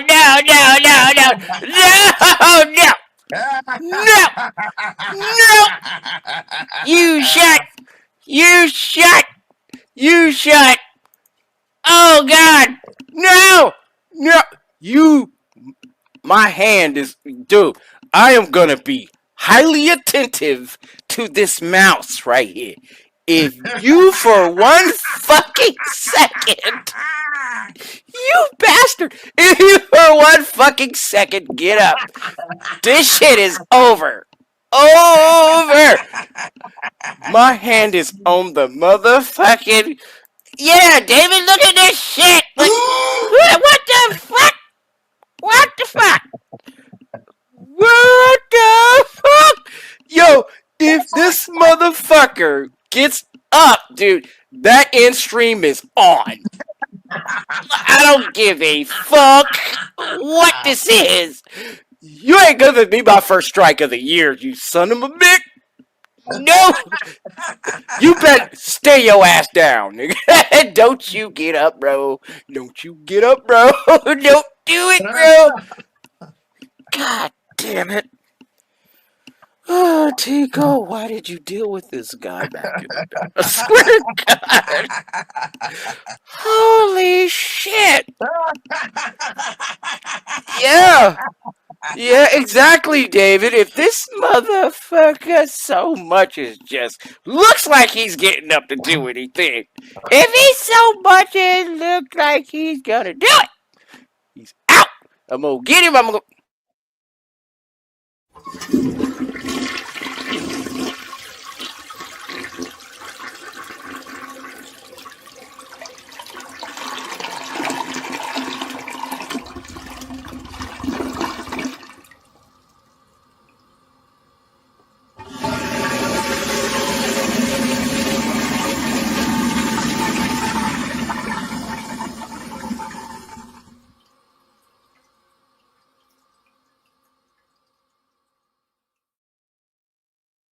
Next motherfucking door to your bathtub will be the fucking toilet. I'm gonna keep the show going. But brothers, y'all let me know if this motherfucker gets up. He better not. David Smith says, and I thought bath time was playing. Yo, I hope like fuck you don't get the fuck up. Just stay there, win. How many beers you got? Okay, how many more beers you can reach on and get? This motherfucker, no.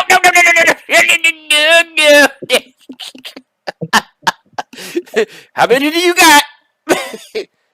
Okay, you I got got about, like I said, I got about 3 more that I can reach right here. Okay, 3 more. Cool. Okay. All right. Plus, I'm thinking about having a whiskey bath too. No. What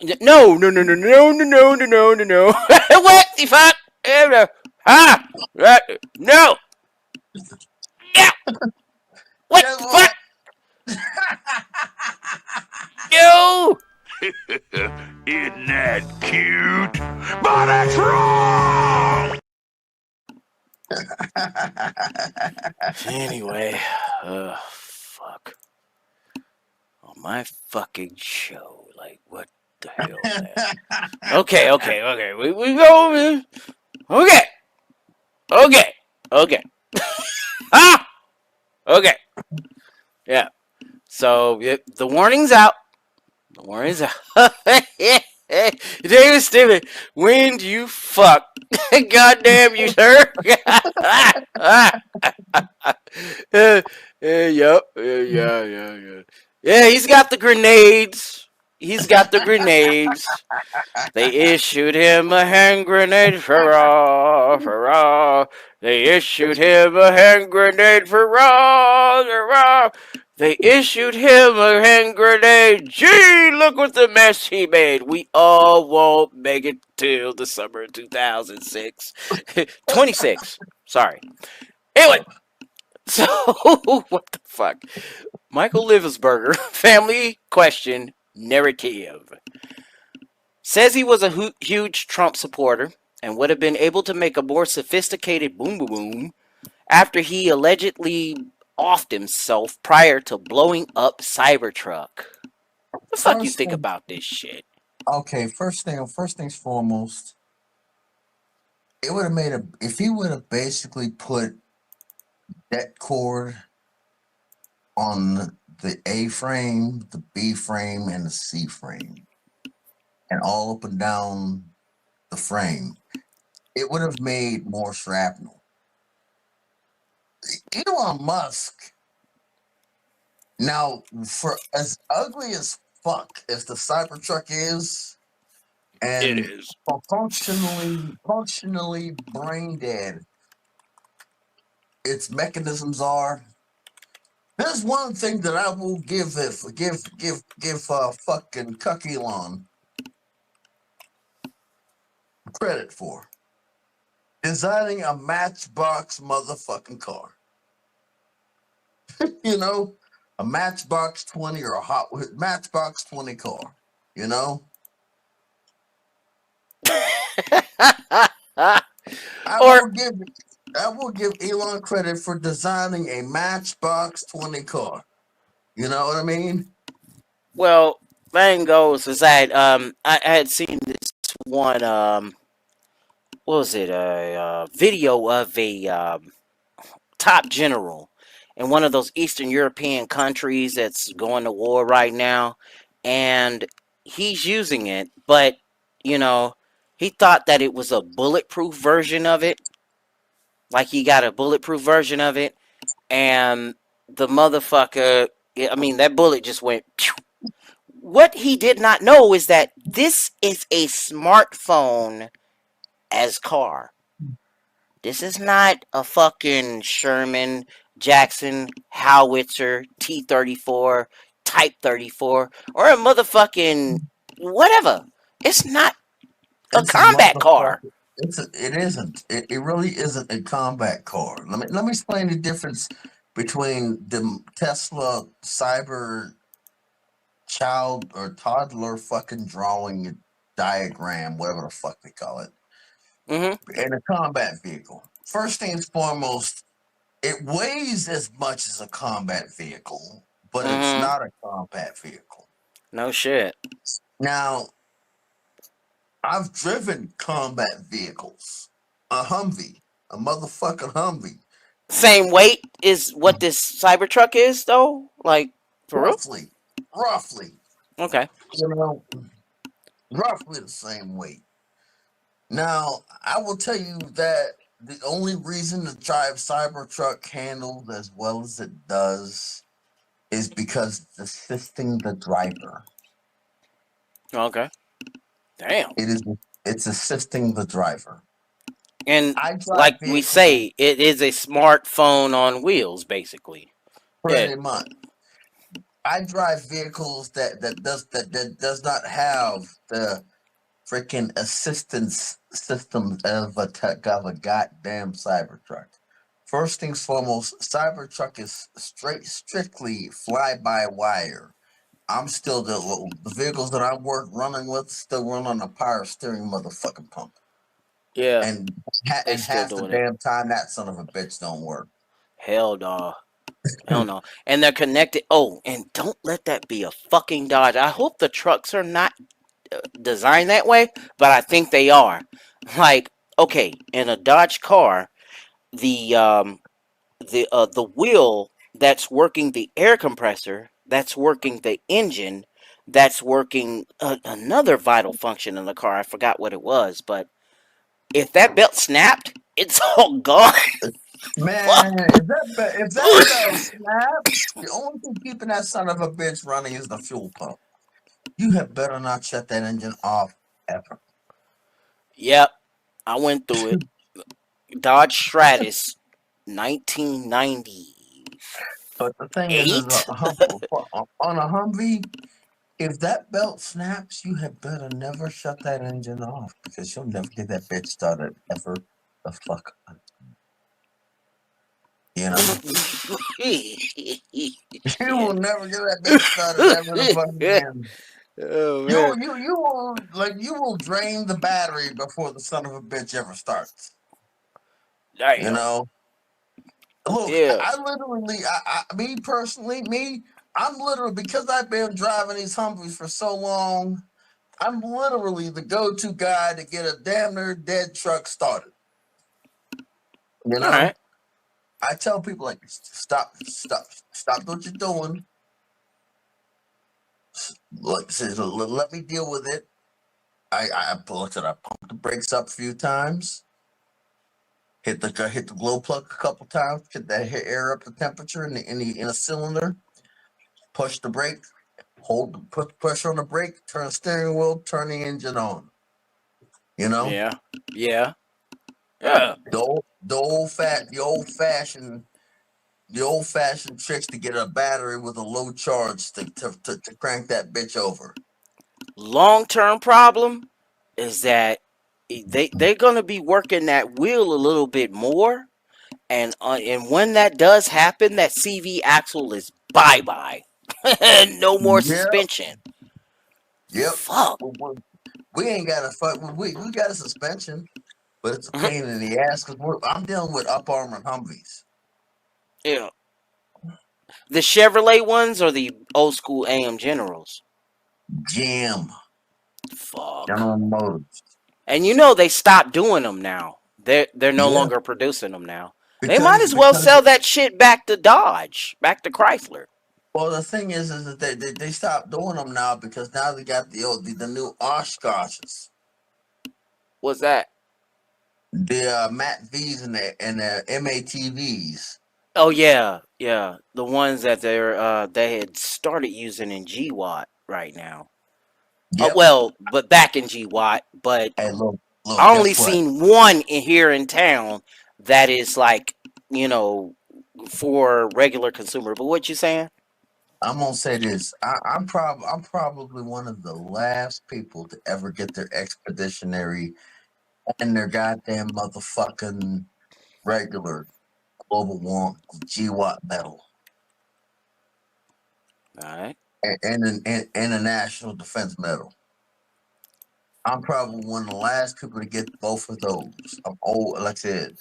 They gonna be looking at me like I'm old school. Like Marsoc, like Mac V Sog. Shit, like back in the day looking ass motherfuckers. Yep. You know what I'm saying? Like back in the day.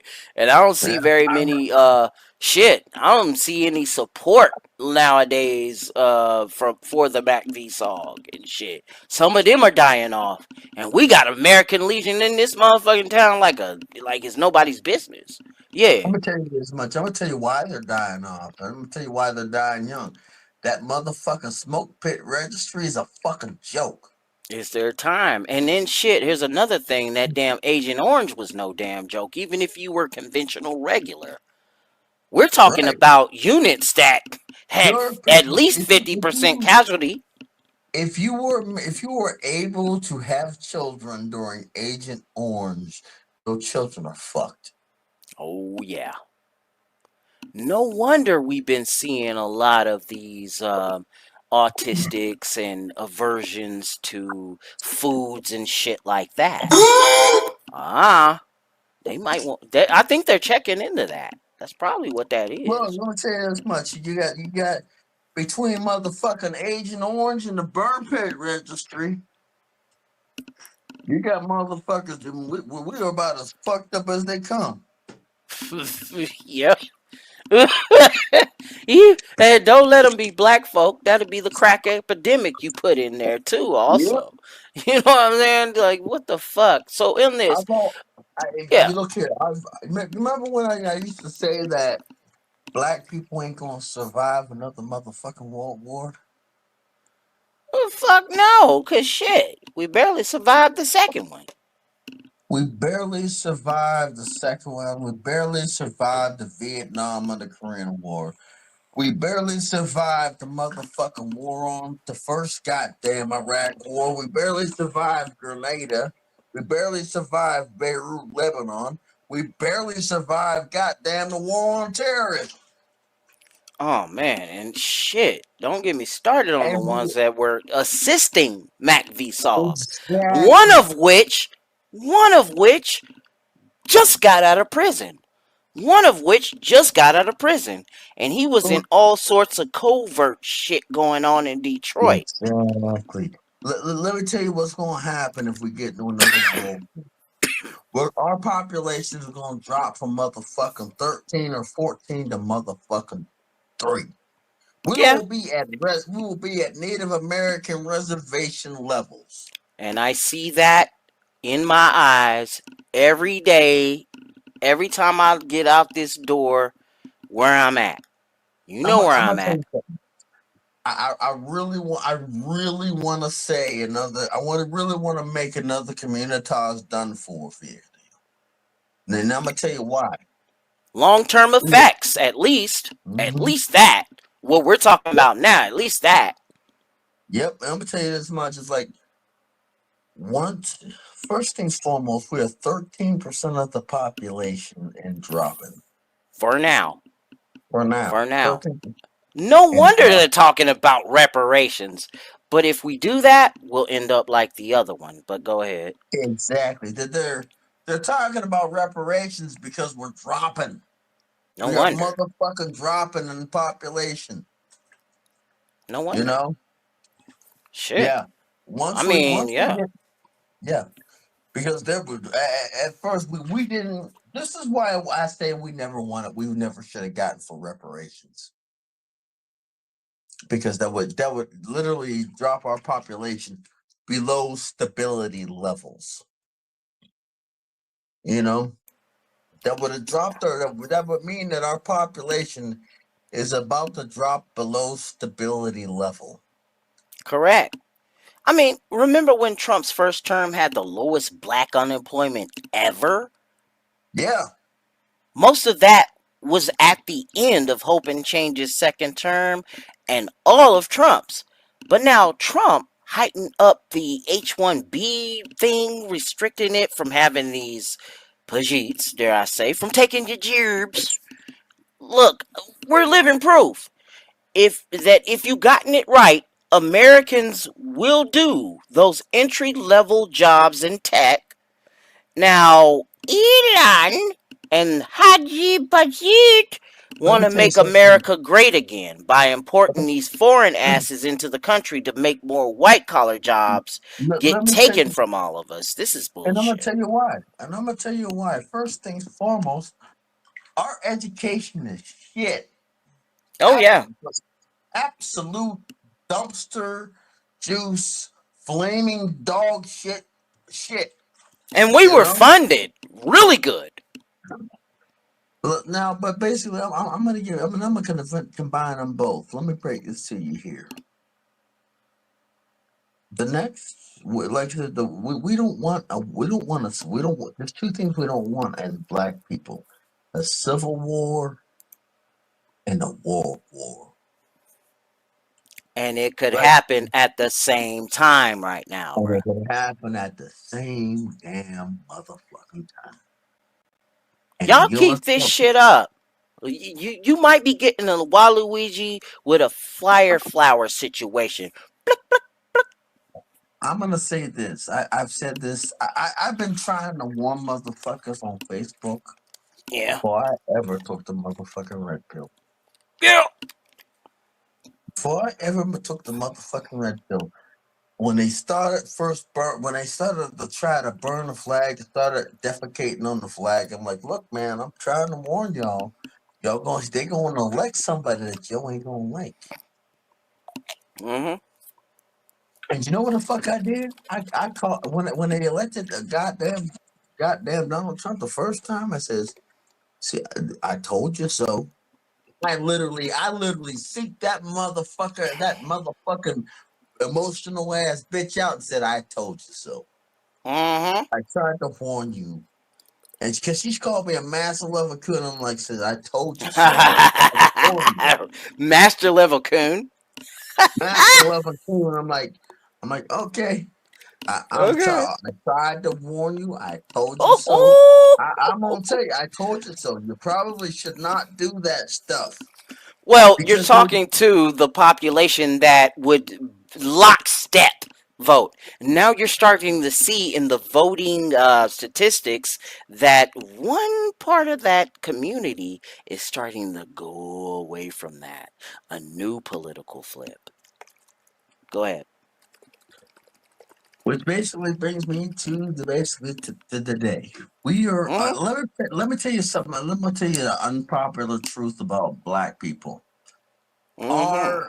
Our survival and our stability rate is 25 to 35% of the population. That is our stability rate. And get this, we're more better off than any other country in the world. That is like I said, that is the stability rate of foundational black Americans, people with no country to go back to. Now, if we had a country to go back to, we would be at our population right now, we would be at our stability rate. But being that we don't have a motherfucking country to go back to, a pop to piss in the window to throw it out of, our stability rate is 25 to 35%. We ain't like the experts say that we ain't gonna last for another motherfucking 50 years. I said we ain't gonna last for another 25 to 35 years. We ain't gonna last for another 25 to 35 years. I hope I'm wrong. I pray I'm wrong. So the I fuck do beg, I? I beg every deity. Look here, I get down on my knees and pray to Allah to hope that I'm wrong. But it's just if I'm right, I'm in that library card where I'm begging and I'm hoping that every last one of them that I'm looking up from Abraham to Zoroastria, all the way down, that I this hope does I'm not fucking happen.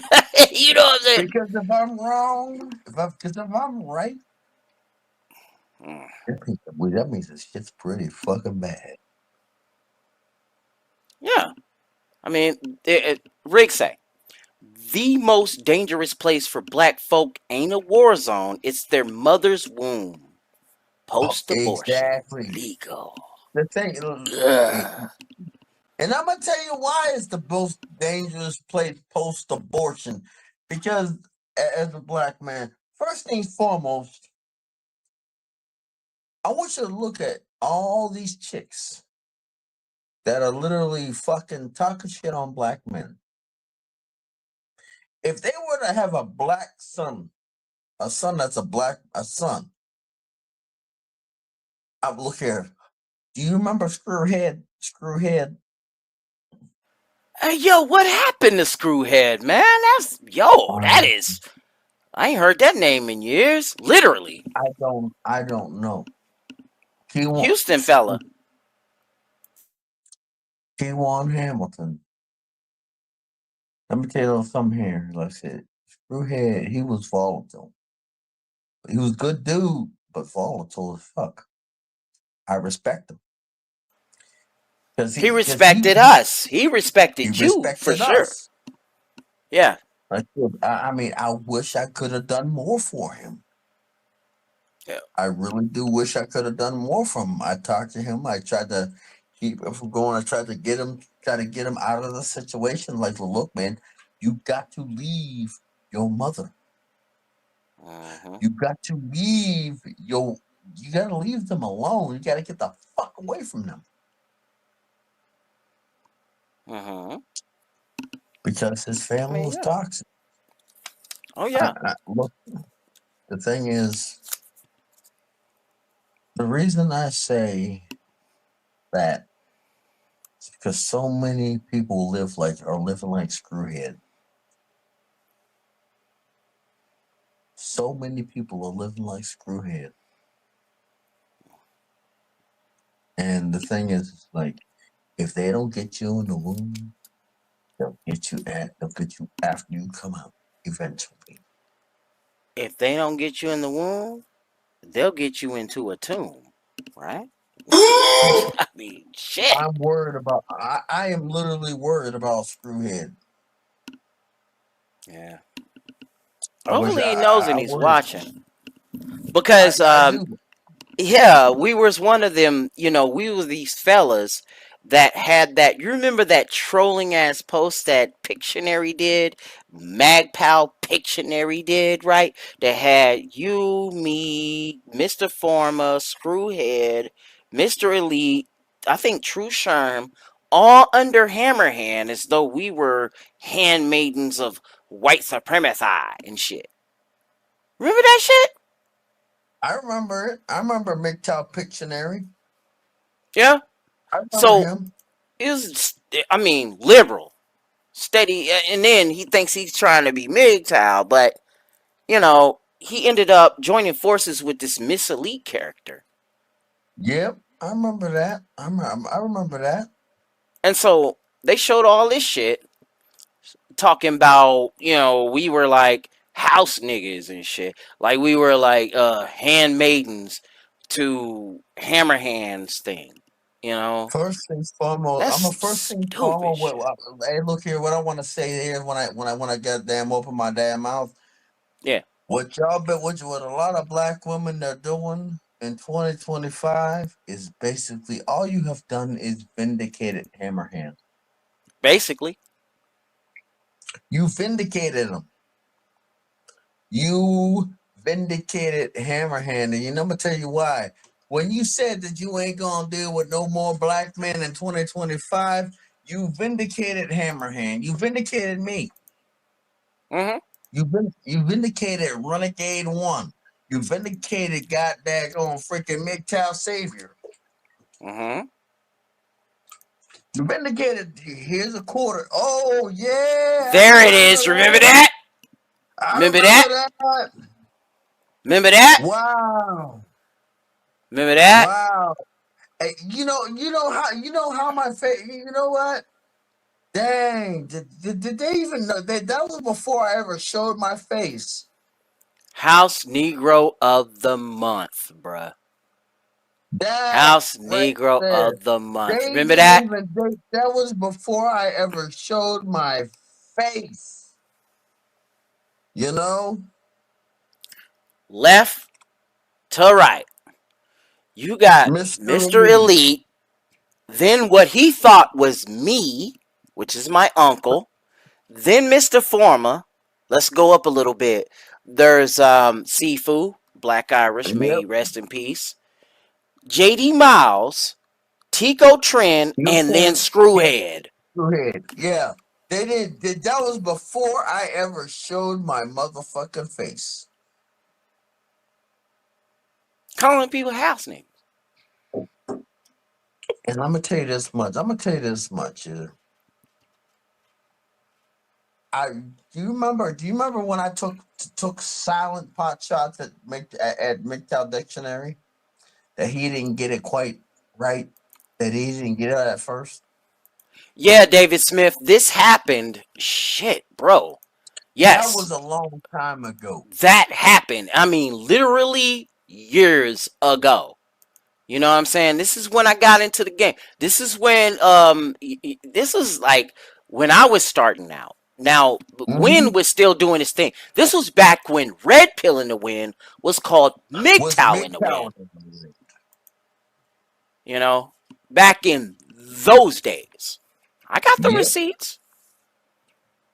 And You know like what I'm I said, I did some shit that got MGTOW Dictionary on some crazy shit. I said some shit. I took some pot shots that he didn't feed. That probably to this day he still ain't figure out. Ragu motherfucker. Liberal. Mask was off on him. Ragu The mask got off. You know what I'm saying? Motherfucker. Yeah. Ragu ass tomato sauce motherfucker. Yep. But at the end of the damn day, yeah, he exposed himself as being shit. What you just described. A ragu tomato sauce ass motherfucker. You spaghetti slurping motherfucker. You didn't think that they, I hope you didn't think that they respected you because you had a lighter pigment on your skin, did it? Did it? Like, yeah. The thing is like, first things foremost, I'm gonna say this here. If you fucked up, you fucked up. Oh, he put his face in the shit. Like I said, I'm drinking this here Mickey's. I'm drinking this here god daggone Mickey's malt liquor, right? Look, I can't understand a motherfucking word you're saying, bro. Oh shit! Yeah, they decided to robot you for a bit. Okay, do not get up from where you're at. How many grenades do you have left? 2. Okay, he has 2 grenades left. My bad, fellas. Reason why I was roboting, and now I'm starting to see my internet improve a little bit. Yeah. A little bit more of California burn. Burn Hollywood, burn Hollywood. Yeah, by the way, guys, Chuck D, Big Daddy Kane, and Ice Cube did that song, by the way. Yo, check it. Oh, sounds familiar. Oh, damn, I ain't heard that in a while.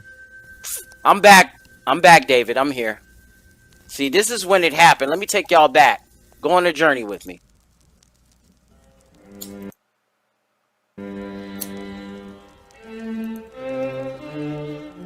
All right. So, I was uploading one of my wonderful meditation videos on MGTOW.tv, and guess what I saw? Remember that shit? Yeah. This stupid shit right.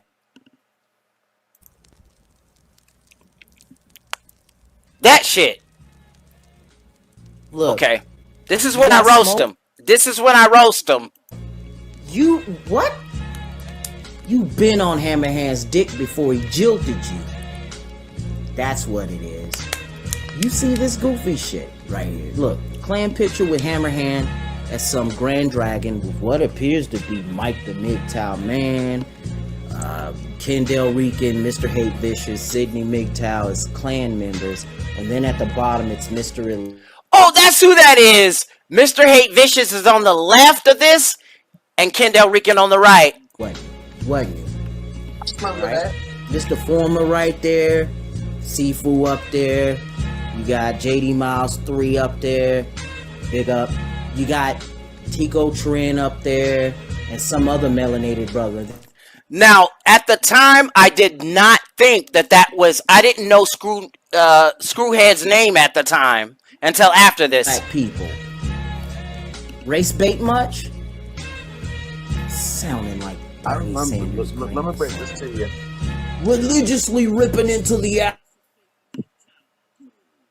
Like I said, for me, I remember all that shit.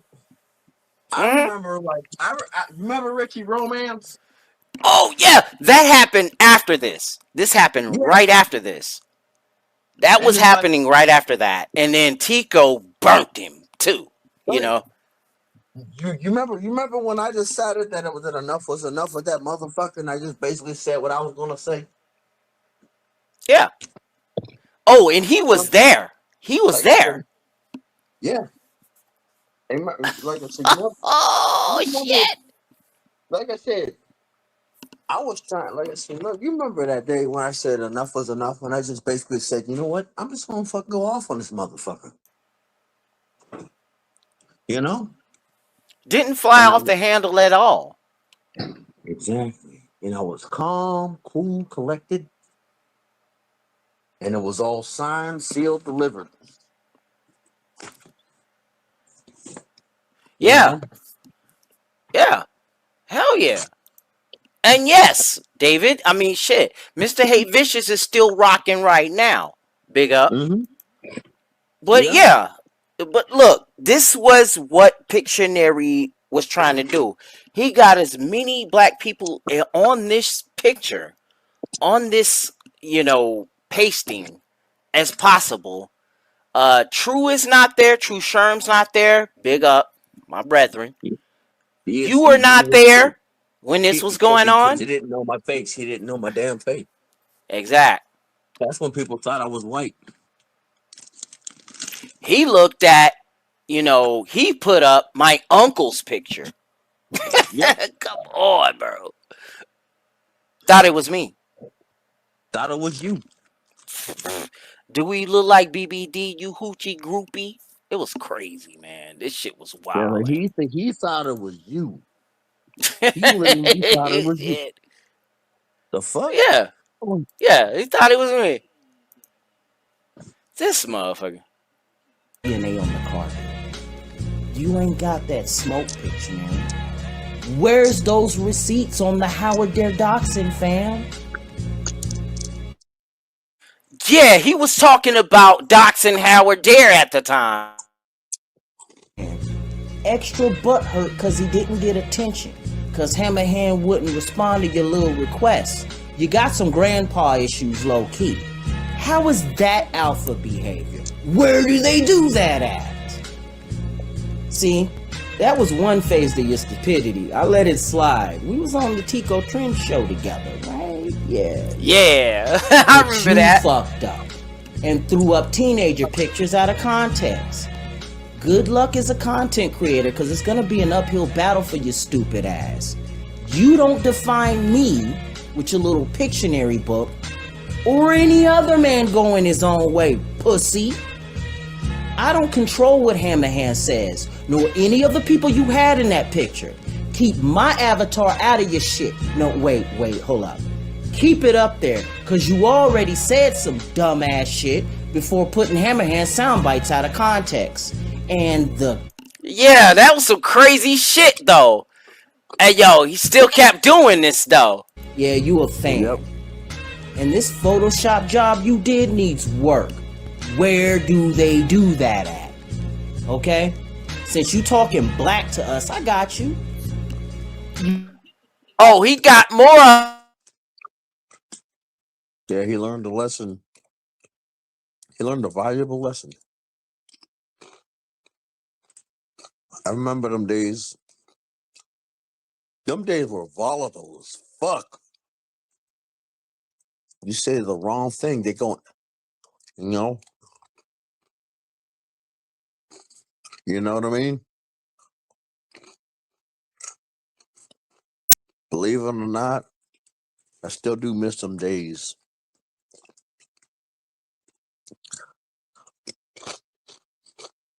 I miss them days.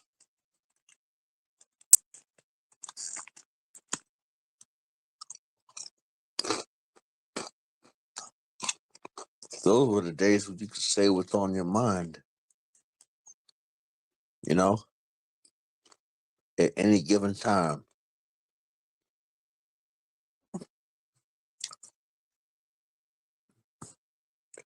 Now, do I wish them days? Do I wish them days would come back? No, I don't.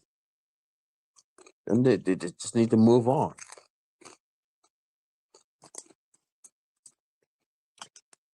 We need to move on from them days.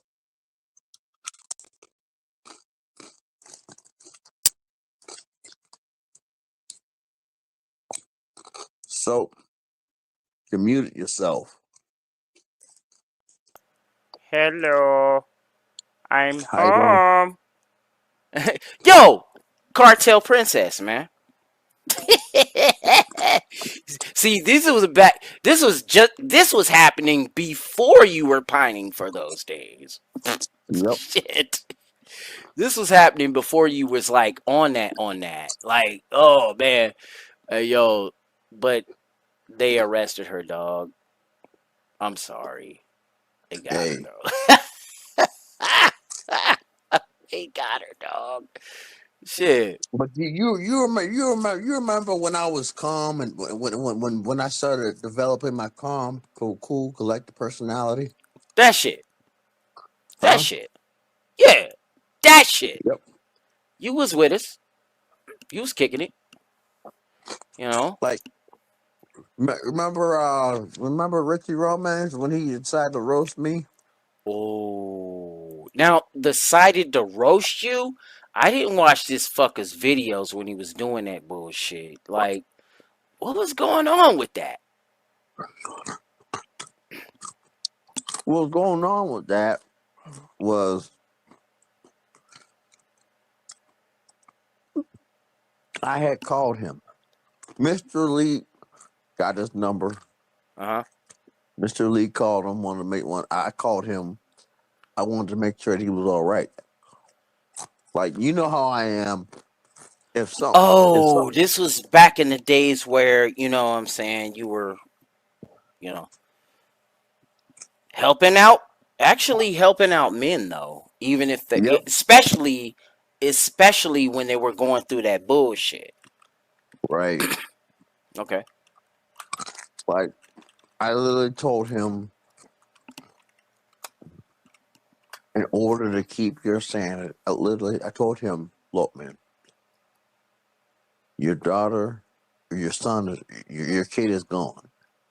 You know, your kid's gone. Let him go. Mm. He got mad at me, hung up on me. When I go to call him back, he started acting all funny and shit. Mm-hmm. So I decided to let him be. He decided to go in there, going on with that goddamn bullshit ass Dr. Sigmund Freud bullshit. It's science, bro. Yep. Yeah. I remember. And then I went off on him. Oh man. Like, And then so shit, like what the fuck? I went off on him. And you know what? I offered an olive branch. That was the only time I ever deleted videos. Mm-hmm. That was the only time. And after that, I'm not deleting no motherfucking videos ever again. I literally tried to Oh tell shit. him that his kid was gone. I told that to everybody who's ever had kids and ain't got custody of them. Especially at a certain age, they're gone. You know what I mean? Especially the Oh mother shit. got custody of them. You know? What the fuck? Oh man. Yeah, they got her up out of there, man. That ain't your Damn. kid no more. You know, that's a Shit. ward of the state. Yeah. I mean, look, and he didn't want to hear it. And I give that, I respect that, he ain't trying to let that go. That he brought that child into this world, and that child is his. He don't, Yeah. raised him, grown. If that is taken away from you, you're never gonna let that go. I get And it. I'm gonna tell you this much. Sadly, she's gonna figure it out. That happened. No, matter of fact, that had happened when it was going on. Uh-huh. That's what be happening when it was going on. Oh yeah, man. Shit. That's this crazy shit. But I'll get to that in a minute. I'm not even gonna worry about that. I'll get that on up out of here. That was back when Doc Holliday was making content. Oh yeah, man. Yeah. Yeah, that's one of those, man. I ain't heard that name in years. Quiet Earp, fellas. Quiet Quiet Earp. up. Where you been with this, guys? See, now the shit that's been going on, that was one of them stories that was, it is another heavy rotation. But today, we on some stories that are still on heavy rotation, especially in the beginning of the month, kind of like how it was 5 years ago. Now, the other heavy rotation story is about Waluigi and the Fireflower. We talked about that, putting medical bosses to rest. That story, they say, is indicative. Turn that bitch back on. Alright? Indicative of how much the American people, I guess, and I'm putting in scare quotes, American people, have missed the ball totally. The lobby and the lobbyist. This is legal bribing. Yeah. K Street. They created the conditions that y'all are seeing right now. They're the slimy, still the same slimy, sneaky liaison between the government and the corporation. The leftists want to get mad at the corporation. The right wingers want to get mad at the government. But it's a strange, nasty, ugly marriage between the both. Come on. See, Yep. big health, big pharma, you know, these bitches got in the bed and started being scissor sisters with the government. You know what I'm saying? They're doing their thing. They're created on ugly ass, strong in the face insurance baby nasty shit. That's your Damn. kid. That's just kid right there. Between the fucking government and the corporation, healthcare corporation, dare I say, and medical focused government officials, they have been nasty with it, creating this ugly ass, strong in the face looking insurance baby that you're dealing with now called Obamacare, I got a that grown question. up to be the monstrosity. I'll get to your question here in a minute. I got a That question. insurance baby has become the monstrosity that we're all seeing today. Now, these women, they forever showing their hybristophilia. They're cheering out Waluigi and the Fireflower. Pluck, pluck, pluck, pluck. To the CEO guy, right? Yep. Waluigi. Pluck, pluck, pluck, pluck. No matter what, no matter what the fuck happens, look, the situation that did put the C-suite on notice is going to keep happening. Or, okay, they let that happen just so that they can tighten up security with these pharma and healthcare companies. Go ahead, Win. I got a question. Now, the thing is,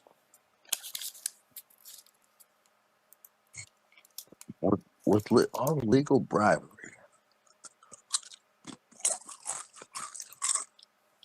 Did your doctor still practice the Hippocratic Oath? Do no harm. What's Yeah. that? What's that? I To mean, come do on, no, to do man. no, What the fuck is that? to do no unnecessary harm. To treat your patient.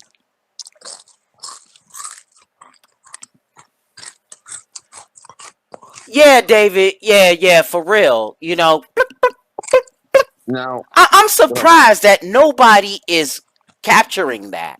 And if they are doing that, they biting my shit. And I want you whack niggas to stop biting my shit. Yeah. Uh-huh. Cause you And I got a go ahead. question. Go ahead. If you took the Hippocratic Oath, why? And you notice that what you're doing is wrong. Why do you still do it? Why the fuck do you still do it? A better self-preservation. Why do we all lie? Self-preservation. Lying takes too much fucking. Now what? Lying takes too much motherfucking energy. Oh yeah, it does. Cause it puts you in deeper trouble. You gotta remember the lie. And when you're confronted on the lie, here it goes. Kind of reminds me of a spy master by the name of James Jesus Angleton of the CIA. Kind of reminds me of E. Howard Hunt. That name is kind of familiar to y'all because he was a plumber. Mm-hmm. Yep. Yo, Like I said, you wonder if you know my mindset. If I ever get cancer of any type, I'm letting it take me out. Cause why am I gonna freaking mortgage add another bill to my motherfucking house when I can yeah, just basically pass it on to the next generation true, and go out with dignity? true. And you are right, Timmer. See, the overarching trend is greed. But everybody talks about corporate greed this, corporate greed that, greedy CEOs, make line go up, doing all this shit just to make line go up. But does anyone, we do, guys, we all know this, but does anyone else, do any of these normies know what the fuck government greed is? Nope. Fuck no. The And that's why they government keep greed doing is it. why we are operating in a motherfucking deficit as we speak right now. A $40 trillion one, might I add. When Yes, all 40 we had trillion. to, when all we have to do is cut some. Look here, I understand about Section 8. Oh, no, I don't. I can't. But I understand about food stamps and other assistance because if you have neuropathy in your hands and feet, you probably shouldn't be working. You got a I point could there. not. I could Hmm. not see myself trusting you with a wrench in on my truck. If Just you've like got some folks can't trust people with a wrench in their chat, but go ahead. right, but it's like I said, I understand. Look here, I understand diabetes. You can work around that. Cardiac or congestive heart failure, where it's gonna die. You're gonna die over time. I wouldn't want you behind the wheel of a semi truck. You know, I wouldn't want you behind the wheel of a semi truck.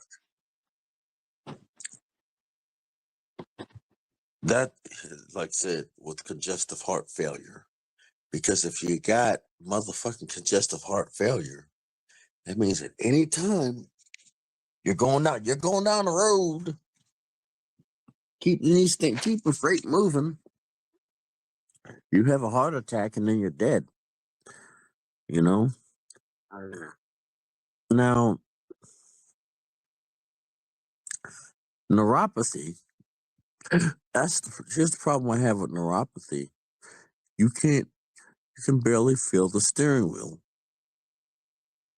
You can barely feel the pedals. So I understand where Section 8, or not section, but vouchers for food, like food and stuff, comes in handy.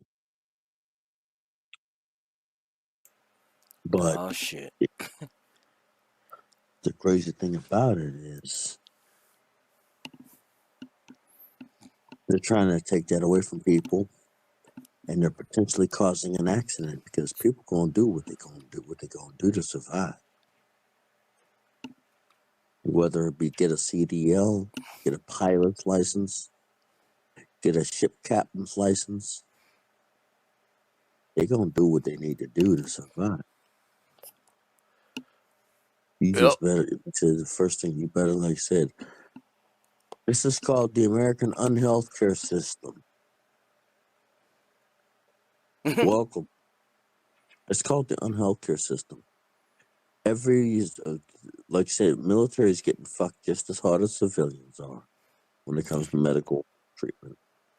And yet they got the nerve to say that, you know, they're a drain on the system. Veterans are a drain on the system. No, motherfucker, it's boomers that are a drain on the system. Let me correct those folks on that shit. Yep. Number two, if we were to have a Medicaid or Medicare for all, look no further than Canada as to how it would look. And then you want to see how it looks when it does get worse? Look no further than Cuba. Okay? Yep. There you go. And then here's this shit right here, David Smith.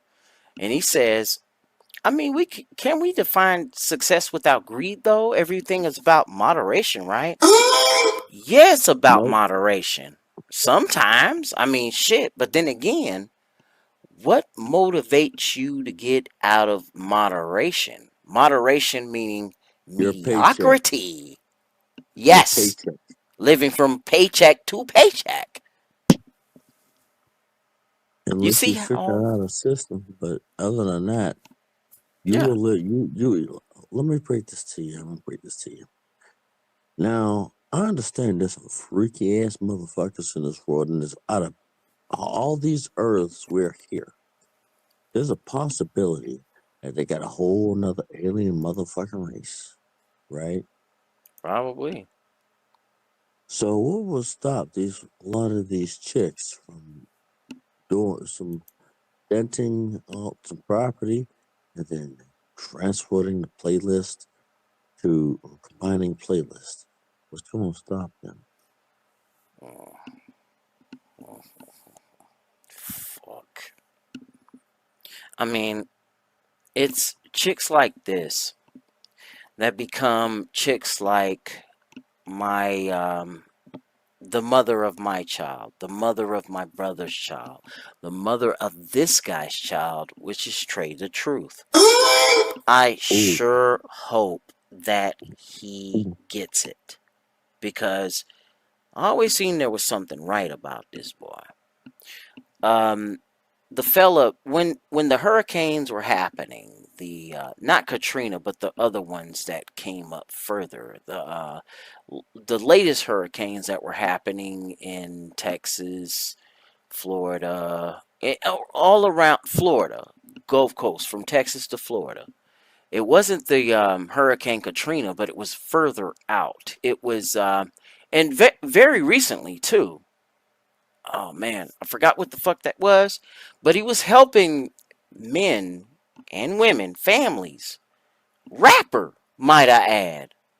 And he's worked with at least 20 of the major rappers you do know. Trey the Truth. He is he's okay. He's not as in tune, fellas, as we are, but he went MGTOW in all but name. He's from Houston. He started this group with, I think with Zero. Maybe I'm wrong on this. Y'all can correct me on the comments a little later. That's okay. I mean, I got it on Spotify. It's right here. that, you know, Assholes by Nature was the group he was in. ABN. You know how it's like niggas with attitudes win, but he's in a group called Assholes by Nature. And recently, a former group member of his had rap beef with him, but fuck all that. What I want to talk about is that this man was separated from his child for a long time. And get this, baby mama, I must say, right? Oh, that dreaded word, right? And she was into so much shit, so much bullshit, that her own daughter was in the cartel thing, in the negative aspects of the cartel. So I'll read it. The months-long search for a Houston rapper missing daughter ended New Year's Day when 6-year-old Truth, that's the name of Trey the Truth's daughter, was found safe near the Mexican border in California. Trey the Truth reunited with his daughter after she disappeared in this past summer, during what was supposed to be a weekend visit with her mother, who did not have sole custody. Multiple law enforcement agencies, including the Glowies, and the U.S. Marshals had been searching for the child. None of this would have happened without God, Trey said this past Monday on News Nation's Banfield. The mountains that he moved and the people he put in place, that was a true blessing. Fantastic moment, brother. Much love to you. You deserve this, man. After all you went through. Let me keep going on. The rapper said his daughter is adjusting well despite initial hesitation during their reunion. She is currently receiving therapy to process the ordeal. What the fuck? According to Trey, therapists have indicated that some things definitely have been placed in Truth's mind during her absence. That's the mother. Law enforcement officials told the rapper that Truth was discovered super close to the border. The location of her mother was not disclosed in the interview. I wonder why. As a loving father, I'll be here to the end, Trey said.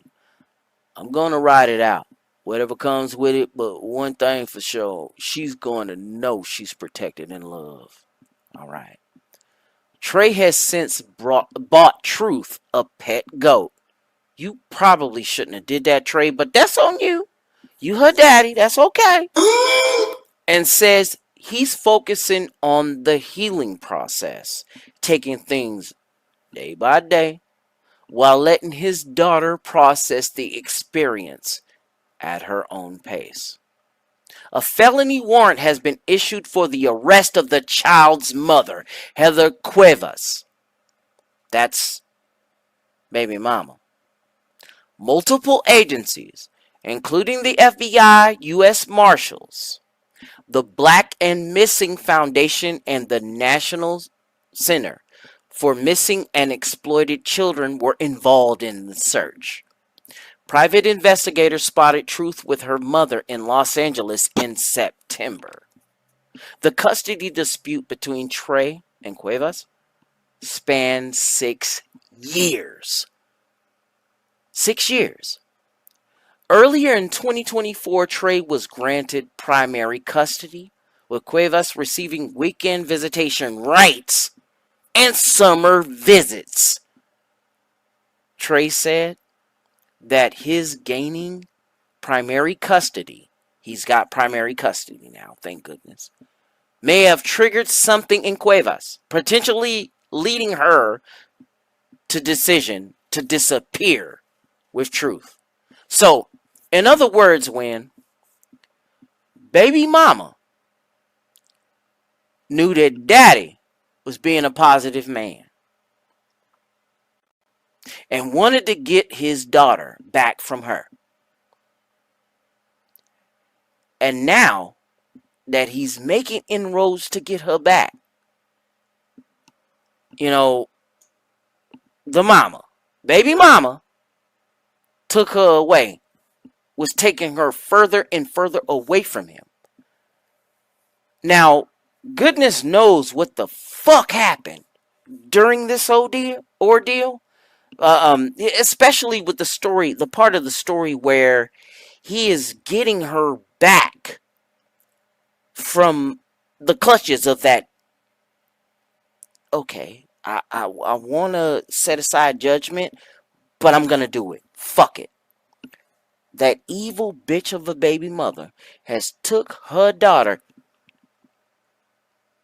his daughter also, onto the border. What's going on? Am I good? Okay, I'm still here. And has kept this baby. She's kept this baby from him. And now it all comes out. This man has hired private investigators. And the private investigators have, have uncovered the truth. No pun intended, fellas. And at the end of it all, he gets his daughter back. Now, when? I don't know what you think about this. I'm still trying to find this out.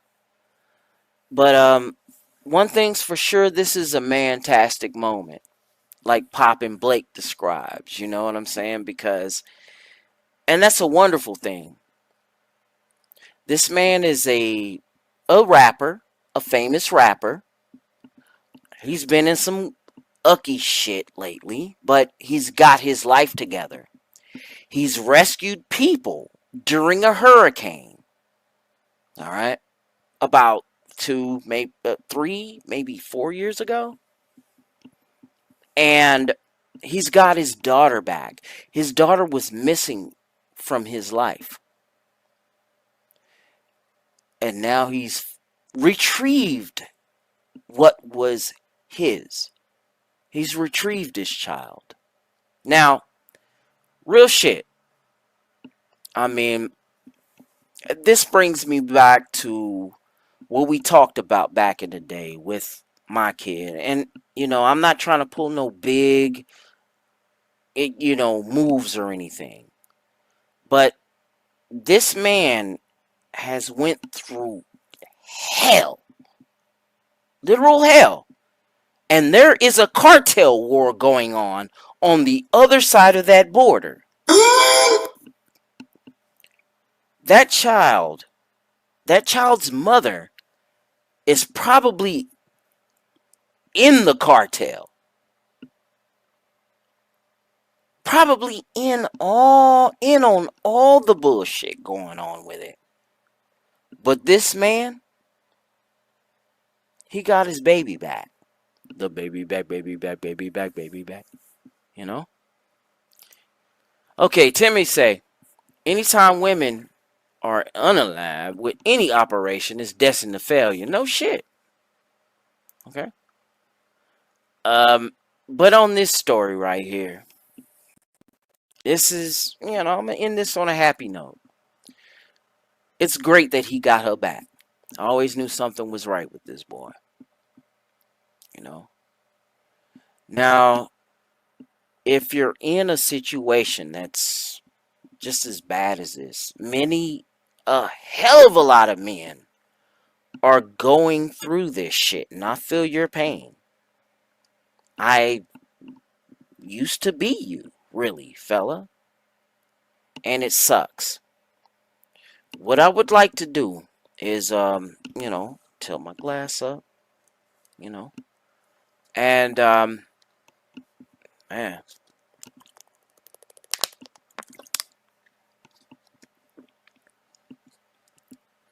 And, at very bare minimum, give kudos to this guy. You know, yeah, he can be called a mumble rapper. He can be called a trap rapper and whatnot. He can be like, yeah, man, hold up. But he been through some shit without her, without his daughter. And he got his daughter back. And then I look at my life and the way that, you know, and other fathers out here, you know. And hey, Hammer, if you're listening to, if you're watching too, I think about shit like this too, bro. Now, okay, I'm not gonna go too far, but if I know that there's a chance to get my baby back in my life, I'll do it, just like he did. But if it's a situation where you can't do that, and it's tough as hell, because in my situation, my baby's gonna graduate this year. And I hear some ding dongs on the door, but let me get this out, and I hope you can hear me. Now, if it at all possible, because when I went out, anyway, well, I'm not going to open the door because you don't give a fuck. Okay? I know you can hear me. So let me get this out. I don't give a fuck.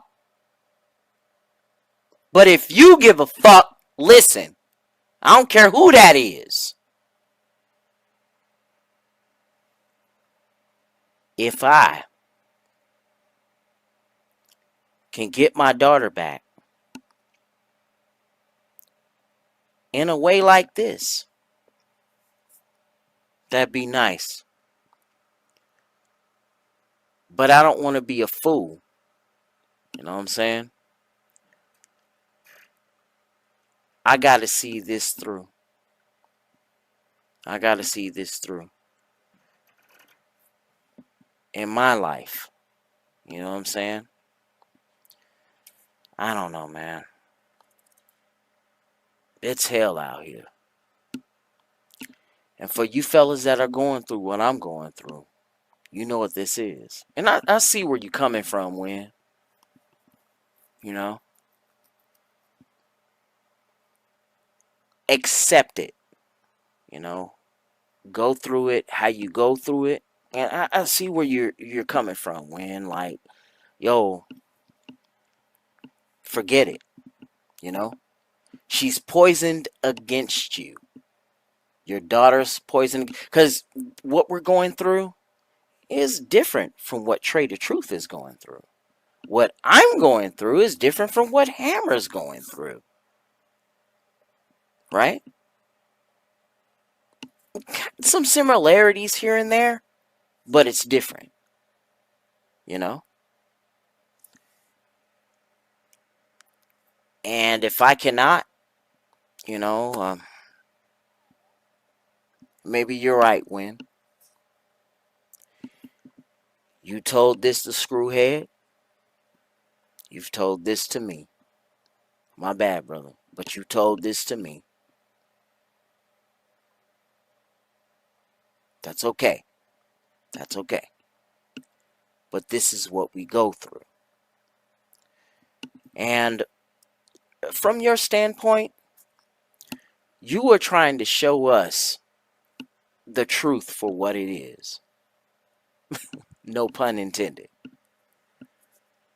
And some of us are going to have to accept it.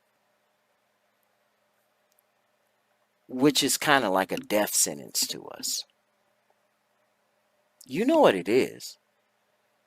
We know what it is.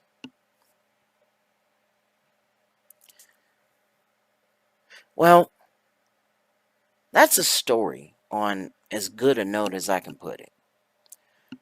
And I'm relating to it, and I'm going to do what I do. He's going to do what he does, and I wish the level best for him, for Hammer, for myself, and any fella that's been estranged from their child. Now, Win, you wasn't wrong for bringing that to me. You wasn't wrong for bringing that to Screwhead. And none of you are wrong for seeing what it is in your situation with your child. Because at the end of the day, men borrow their children. They don't get to keep them. All right. All right. All right. Well, we're going to do what we do. Big shout out to the chat. Replay gang, replay this. Let's do this. Well, I'm going to have to cut out a few things, you know. Oh, let me get this out the way. Timmy says, watch my sons get in a car and ride away 20 years ago and haven't seen or heard from them since. Life's a bitch, and I married one.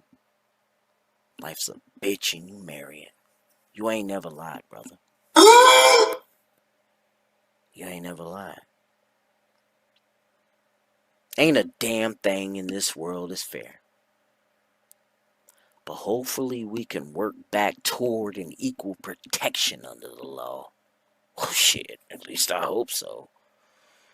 Big shout out to the chat. Replay gang. Thank you, True Sherm, brother. You mean more to me than you'll ever know. Thank you, Father Saunders. I will be there on your channel from between now and then. Pause, motherfuckers. I'm going to his show. You know. Give credit where credit's due. Now, this man's been going through it. Okay? Big shout out to you and the family you are cultivating with the sons you have. That is inspirational. Alright? And big up to the Saunders E Foundation for allowing me a chance to pay respects to my grandma.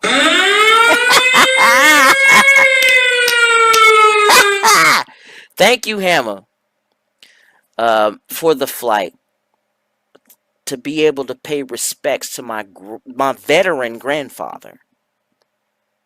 Thank you. Big shout to Hood Servative, Frost, Shaka Nu, Line of MGTOW, Timmer, Hidden, Tico, Yam, Wind, R.I.P. to Seafood, Black Irish. We talked about this. R.I.P. to Archangel. R.I.P. to Vincent. Thank you, Vincent. Paul Proteus, thank you. Renegade 1. Man, I wish I could have met that brother. Thanks to Spider. Shinobi 1. The narrator of my intro. Ever. Always. And forever. SEE in the place to be. Thanks to Pop and Blake. Thank you. I don't give a about your friends, but nah, I was kidding. Sergeant Grinch and Grinch God, you know, he always telling us about this strag on the stoop, but yo, that man is like, man, he's exceeding beyond levels that we can know and that can be had in America. And I wish the best for fellas like Grinch God, no doubt. Spider 32, Mr. Weber, big up. Thank you, man. Fire Tower, if you're watching this, please keep watching this. Alright? He's going through it. Roos, aka Chattels, you probably was the motherfucker knocking on my door, motherfucker. But damn, I'm in the middle of my show. Don't do all this shit, man. You my brother. But if there's some shit going on, life or death shit going on, you tell me. And you know what's up. I hope you get to this part of the video for me to tell you that. And I will call your ad tomorrow and tell you about that. Big up to the son of Sam, Chattle's son of Sam, aka Roos, my man Kendall Regan, America's DeVille, For Real, Stardust, Coltane, TFM. Yeah, I watch them. Go fuck yourselves. I've been watching that for years. Errol Shogun, big up, HD Voodoo, all y'all. Pastor, $40 now. Pastor Doom, at the time of this recording. Shit. Money AD, I was there yesterday. Big up to you. Sean St. George. We held down a whole stream. RIP to Frank, aka channel 1-800 Dumb. Big up to Original Aussie.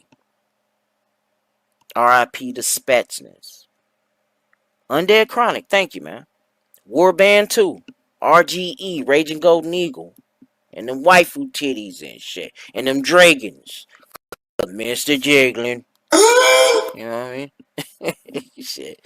D-Man 50, big up. JR, big up. Red Pill Fred, you are back. Big up. Craig Furness, in effect. You was here. Rusty Rivers, big up to you. Big up to you. Rusty Rivers got some new shit for y'all. And not in that way, dude. You know? It's something that you can gain from. MGTOW Outlaw, big up. Tia Son Johnson. Chaos for you. You know? Big up. Big up for sure. I don't know. I hope that, you know, my shit ain't out of control. I see threes in here. But big up to this guy.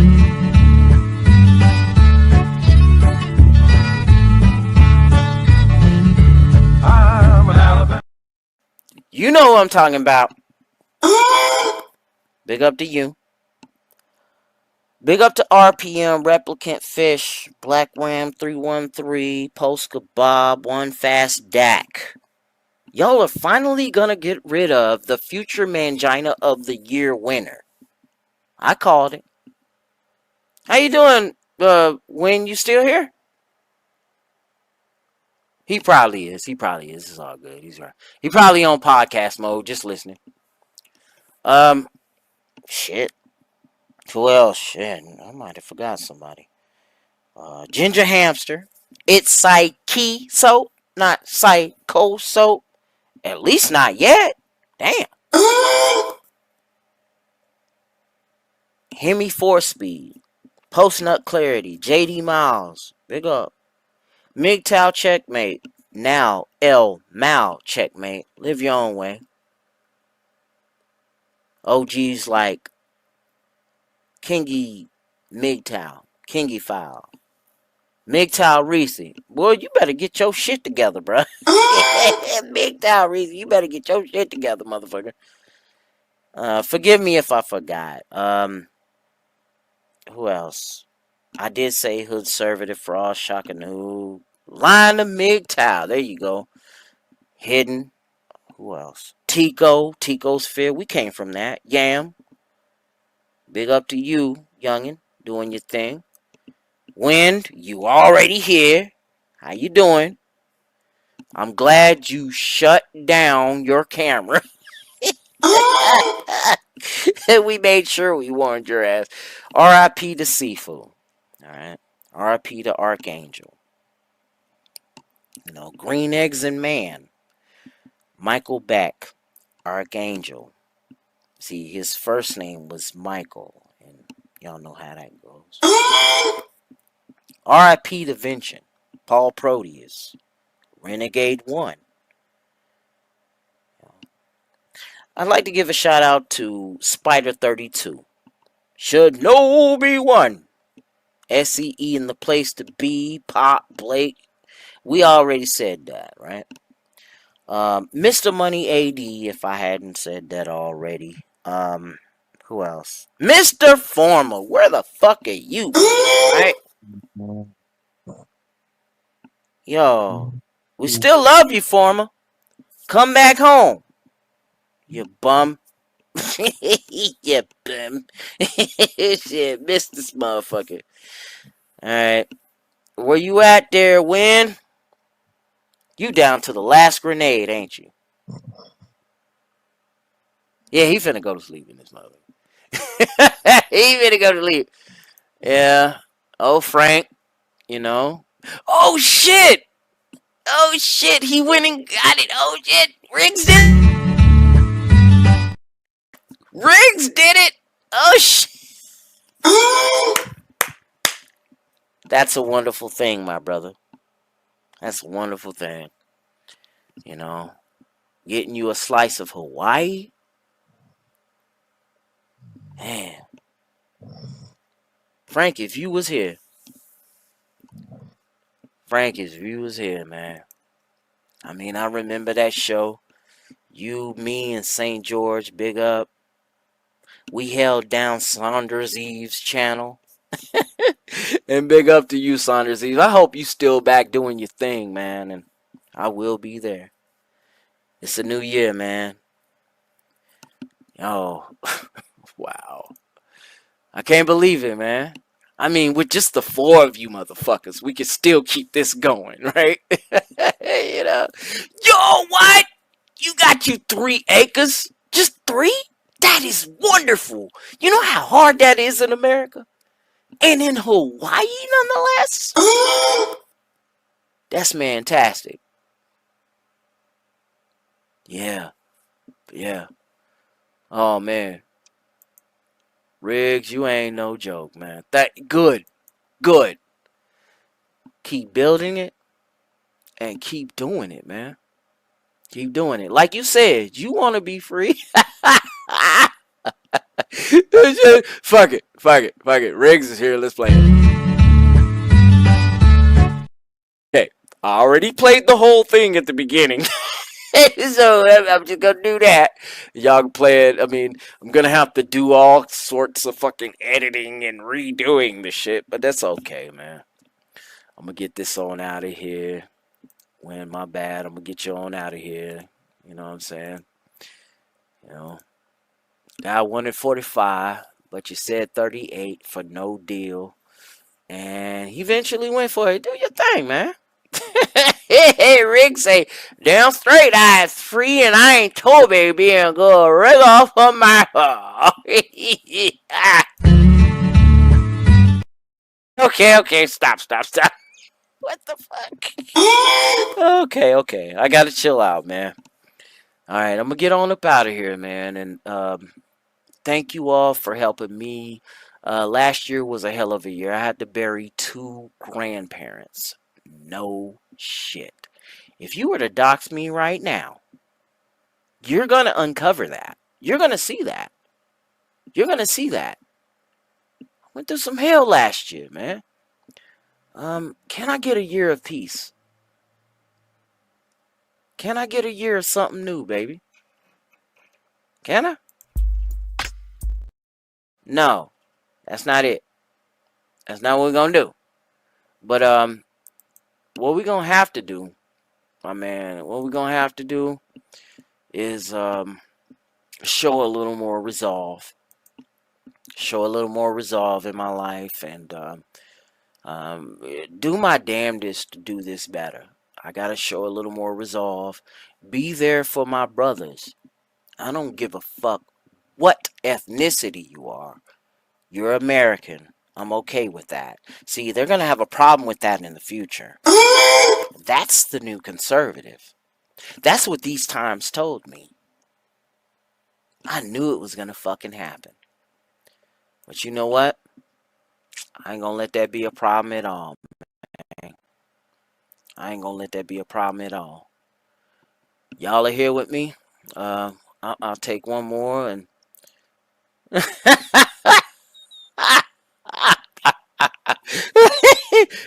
When I heard you play it like long like my dong, I was like, hey, yo.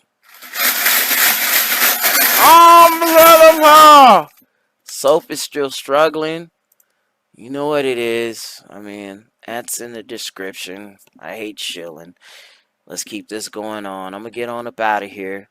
Much love to you, Win. I'm going to go ahead and, move it on out for the now. And I'm going to get us on to our ending. And we'll just do what we do. Shit. And what else? What I was talking about? Oh yeah, the ruminations coming on here pretty soon, later on in the week, and then the things that make you.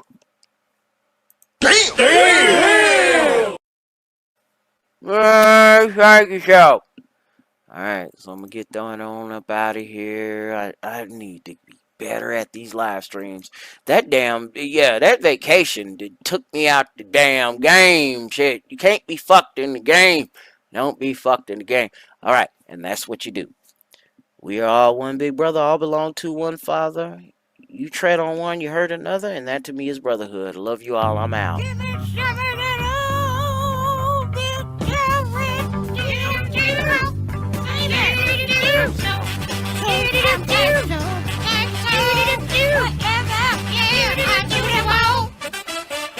You shut. What? Oh, you shut. Oh, I do what I want. Do-do-do-do. Walk down. Do-do-do-do. And you know I said so. You know that I do what I want. Do-do-do-do. Get you. Get you down. To beat you. Beat you down. So, Psychesoap. Psychesoap.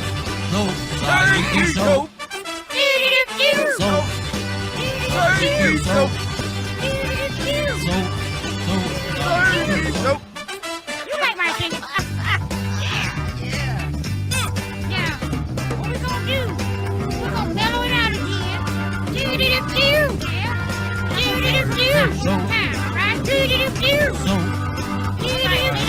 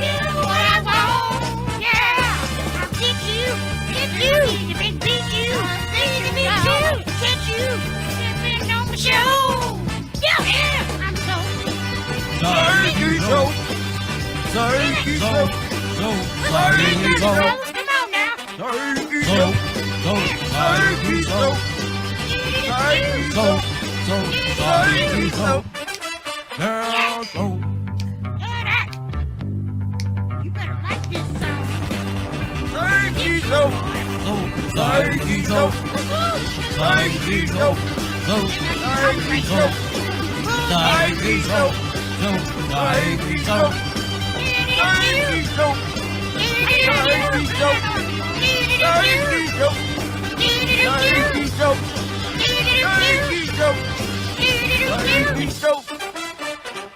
Yeah.